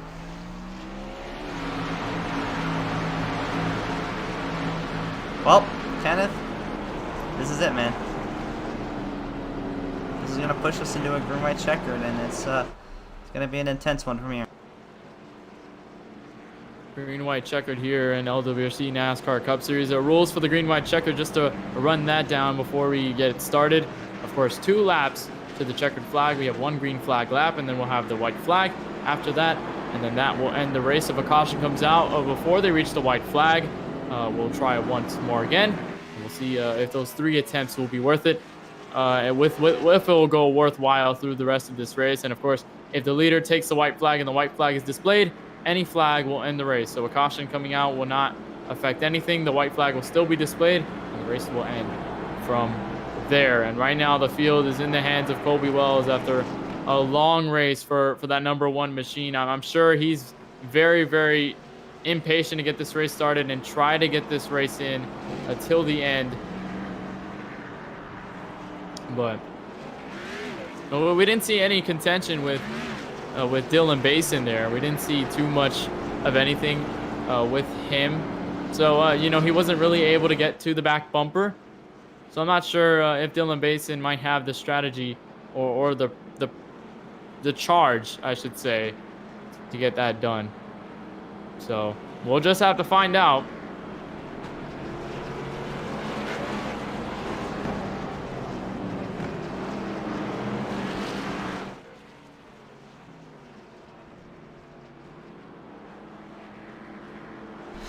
And yeah, this is going to be really interesting. It's going to come down to it because Dylan Basin was hard charging.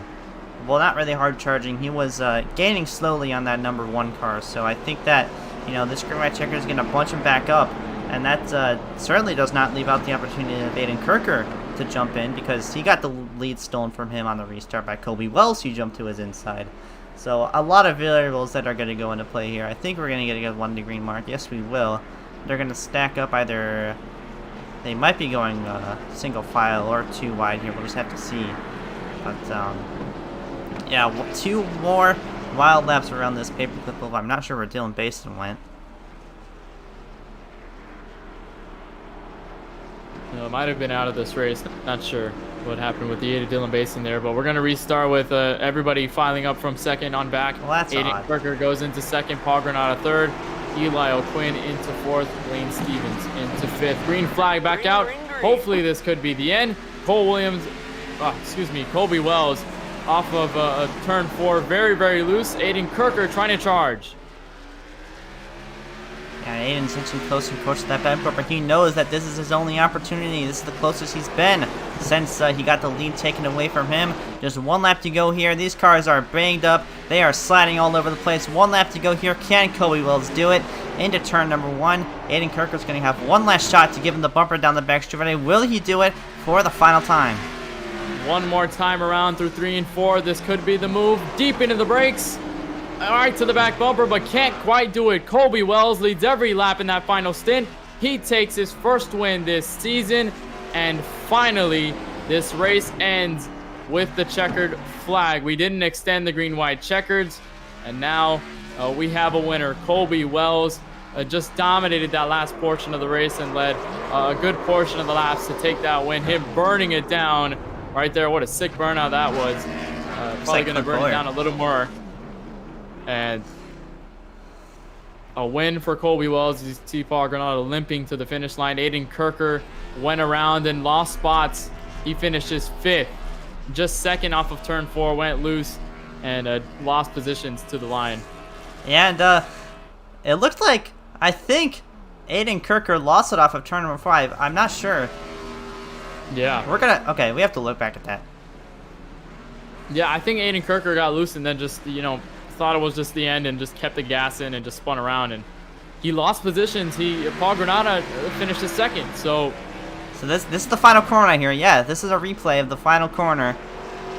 Just couldn't make the move work and couldn't make contact. And yeah, he just goes around. That allows Paul Granada and Lane Stevens to take the top 3. Here comes James Youngman. He'll take the top 4, and Aiden Kirker finishes with a 5th place finish. Boy. Wow. I think he was just giving up at that point and just tried to get all he can on that final corner, and they truly lost those spots at the end. But a winner is finally announced. Colby Wells is your race winner. We're going to look at your race results quickly before we get interviews in and finish this broadcast up. Colby Wells is your race winner here at Martinsville. 250 laps. He takes the most important lap, the final lap, wins the race. Paul Granada finishes second. Lane Stevens finishes third. James Youngman finishes fourth. Aiden Kirker finishes fifth after losing those spots on the final corner. Dylan Basin seventh. Eli Quinn into sixth. Kind of got those mixed up there. Henry Tabor, 8th place. Cole Williams into 9th. Hunter Rupp, 40 laps down, involved in multiple incidents, finishes just inside the top 10. Right outside our top 10, Shane Mantova finishes 11th here, an early exit for him. He was running good all race, but unfortunately got taken out. Brady Williman finishes 12th. Richard Mandonka finishes not 46. In the 46, he finishes 13, and Jaden Lawson finishes 14. I think those last two didn't make a start. That's Jaden and Liam Sheen. They are 254 laps down. So that's going to round out your field. We're going to quickly jump into interviews here, and we're going to start out with your winner, Colby Wells. We'll go trackside with Kenneth. And Colby, welcome to the KBRN booth. You got a copy with us? Gotcha. Well, Colby, that was probably the longest race when it came down to, on a driver's perspective at least. You were leading that last portion of the race. You kind of went up and down, going down pit road, getting fresh tires, and then, of course, the chaos in front of you and behind you, all the way around you pretty much was going on around. Tell us how that race went all the way to the end with you in the lead and a couple drivers shuffling behind you. Yeah, we had like five people who were really fast our race, and then just the self spins and the cautions and when you should come and get tires and how bad the tires were. Just a lot of strategy to it with the amount of cautions we had. It made it really crazy, but I'm so happy I won in my home track finally.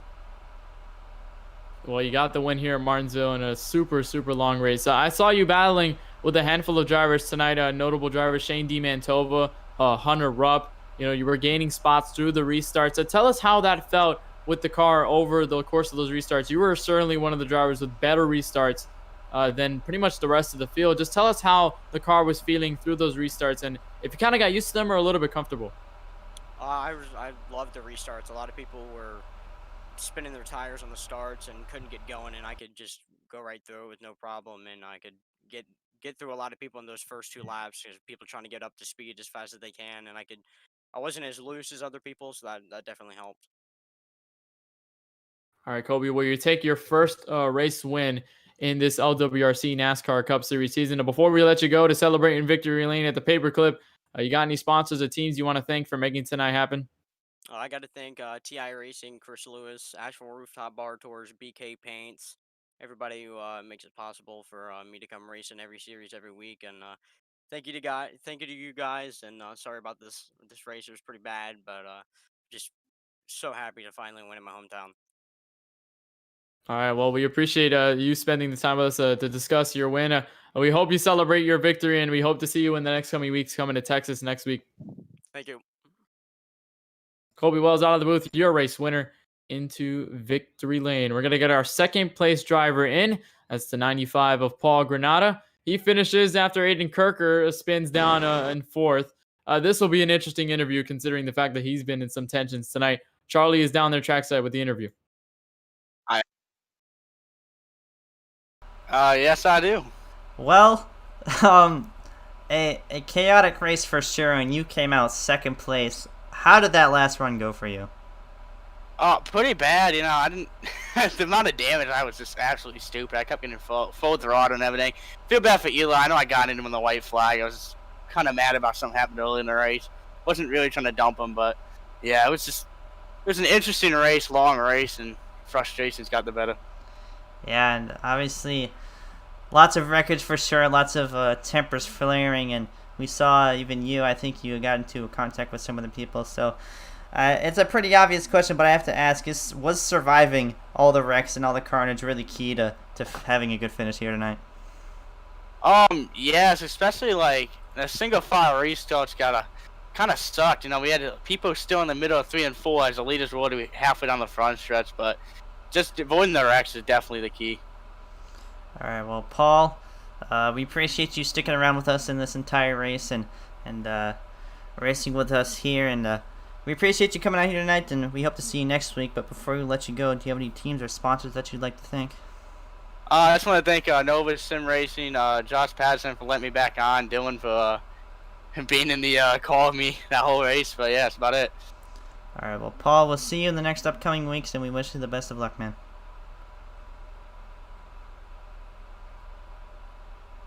And that'll be your interview with Paul Granado, finishing a solid second-place finish, surviving the carnage here tonight. We're going to go ahead and do our final interview of the night with Kelan Belsha as Trackside with Lane Stevens.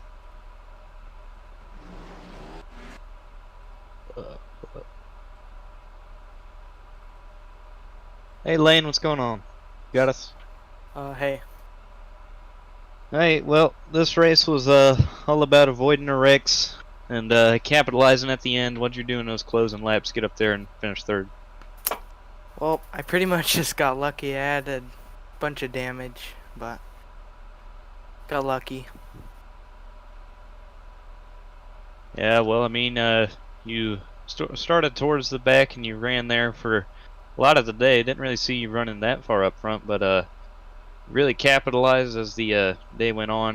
Gotten a few wrecks, but yeah, you I mean, you came when it counted. You know what I'm saying? Yep. Yeah. Got any sponsors you want to thank tonight?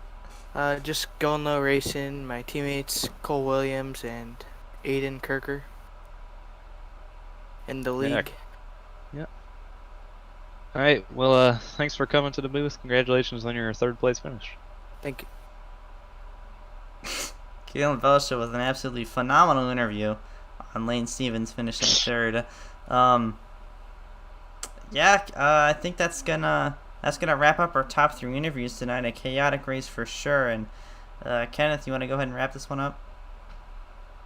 Well, I don't think I'd ask for takeaways because I think we took enough. I think we took enough from this broadcast and this race tonight. A very, very long. We've pretty much extended our stay, so we're gonna wrap things up here at the Cape Bueno Racing Network for the LWRC NASCAR Cup Series. Just a reminder that if you want to watch KBRN sponsored action, you can do so tomorrow night. That'll be 9 p.m. Eastern on Max Speed TV. The Ice Car KBRN Street Stock Tour kicks off race number 4, Sling in the Dirt at Eldora. So if you want to catch a sponsored action, I'll be there in the booth as well, alongside Dewey Schramm and Ezekiel Reyes on that side of things. But if you want to watch more action here on the Cape Bueno Racing Network, you can do so by tuning in next week. We have Texas coverage for this very league. That'll be next week, most likely through the afternoon. We're still going to try to get the scheduled times correct on that one. So once that is released and once that is confirmed, we'll get that for you. Actually, 4 p.m. Eastern is confirmed. So we have 4 p.m. Eastern next week. And the Bunch of Lawn Care Series kicks off their final regular season race from the Sin City in Las Vegas. That's 9 p.m. Eastern on Monday night on the Cape Bueno Racing Network. So for all of us here at the LWRC NASCAR Cup Series, for what has been an insane night at Martinsville, for hosting this insane race, 250 laps. So for everyone here at KBRN, for Kelan Belsha and Charlie Baier, my name is Kenneth Bueno, saying goodnight from the paperclip. We'll see you in the biggest state. It's Texas. And wear a mask.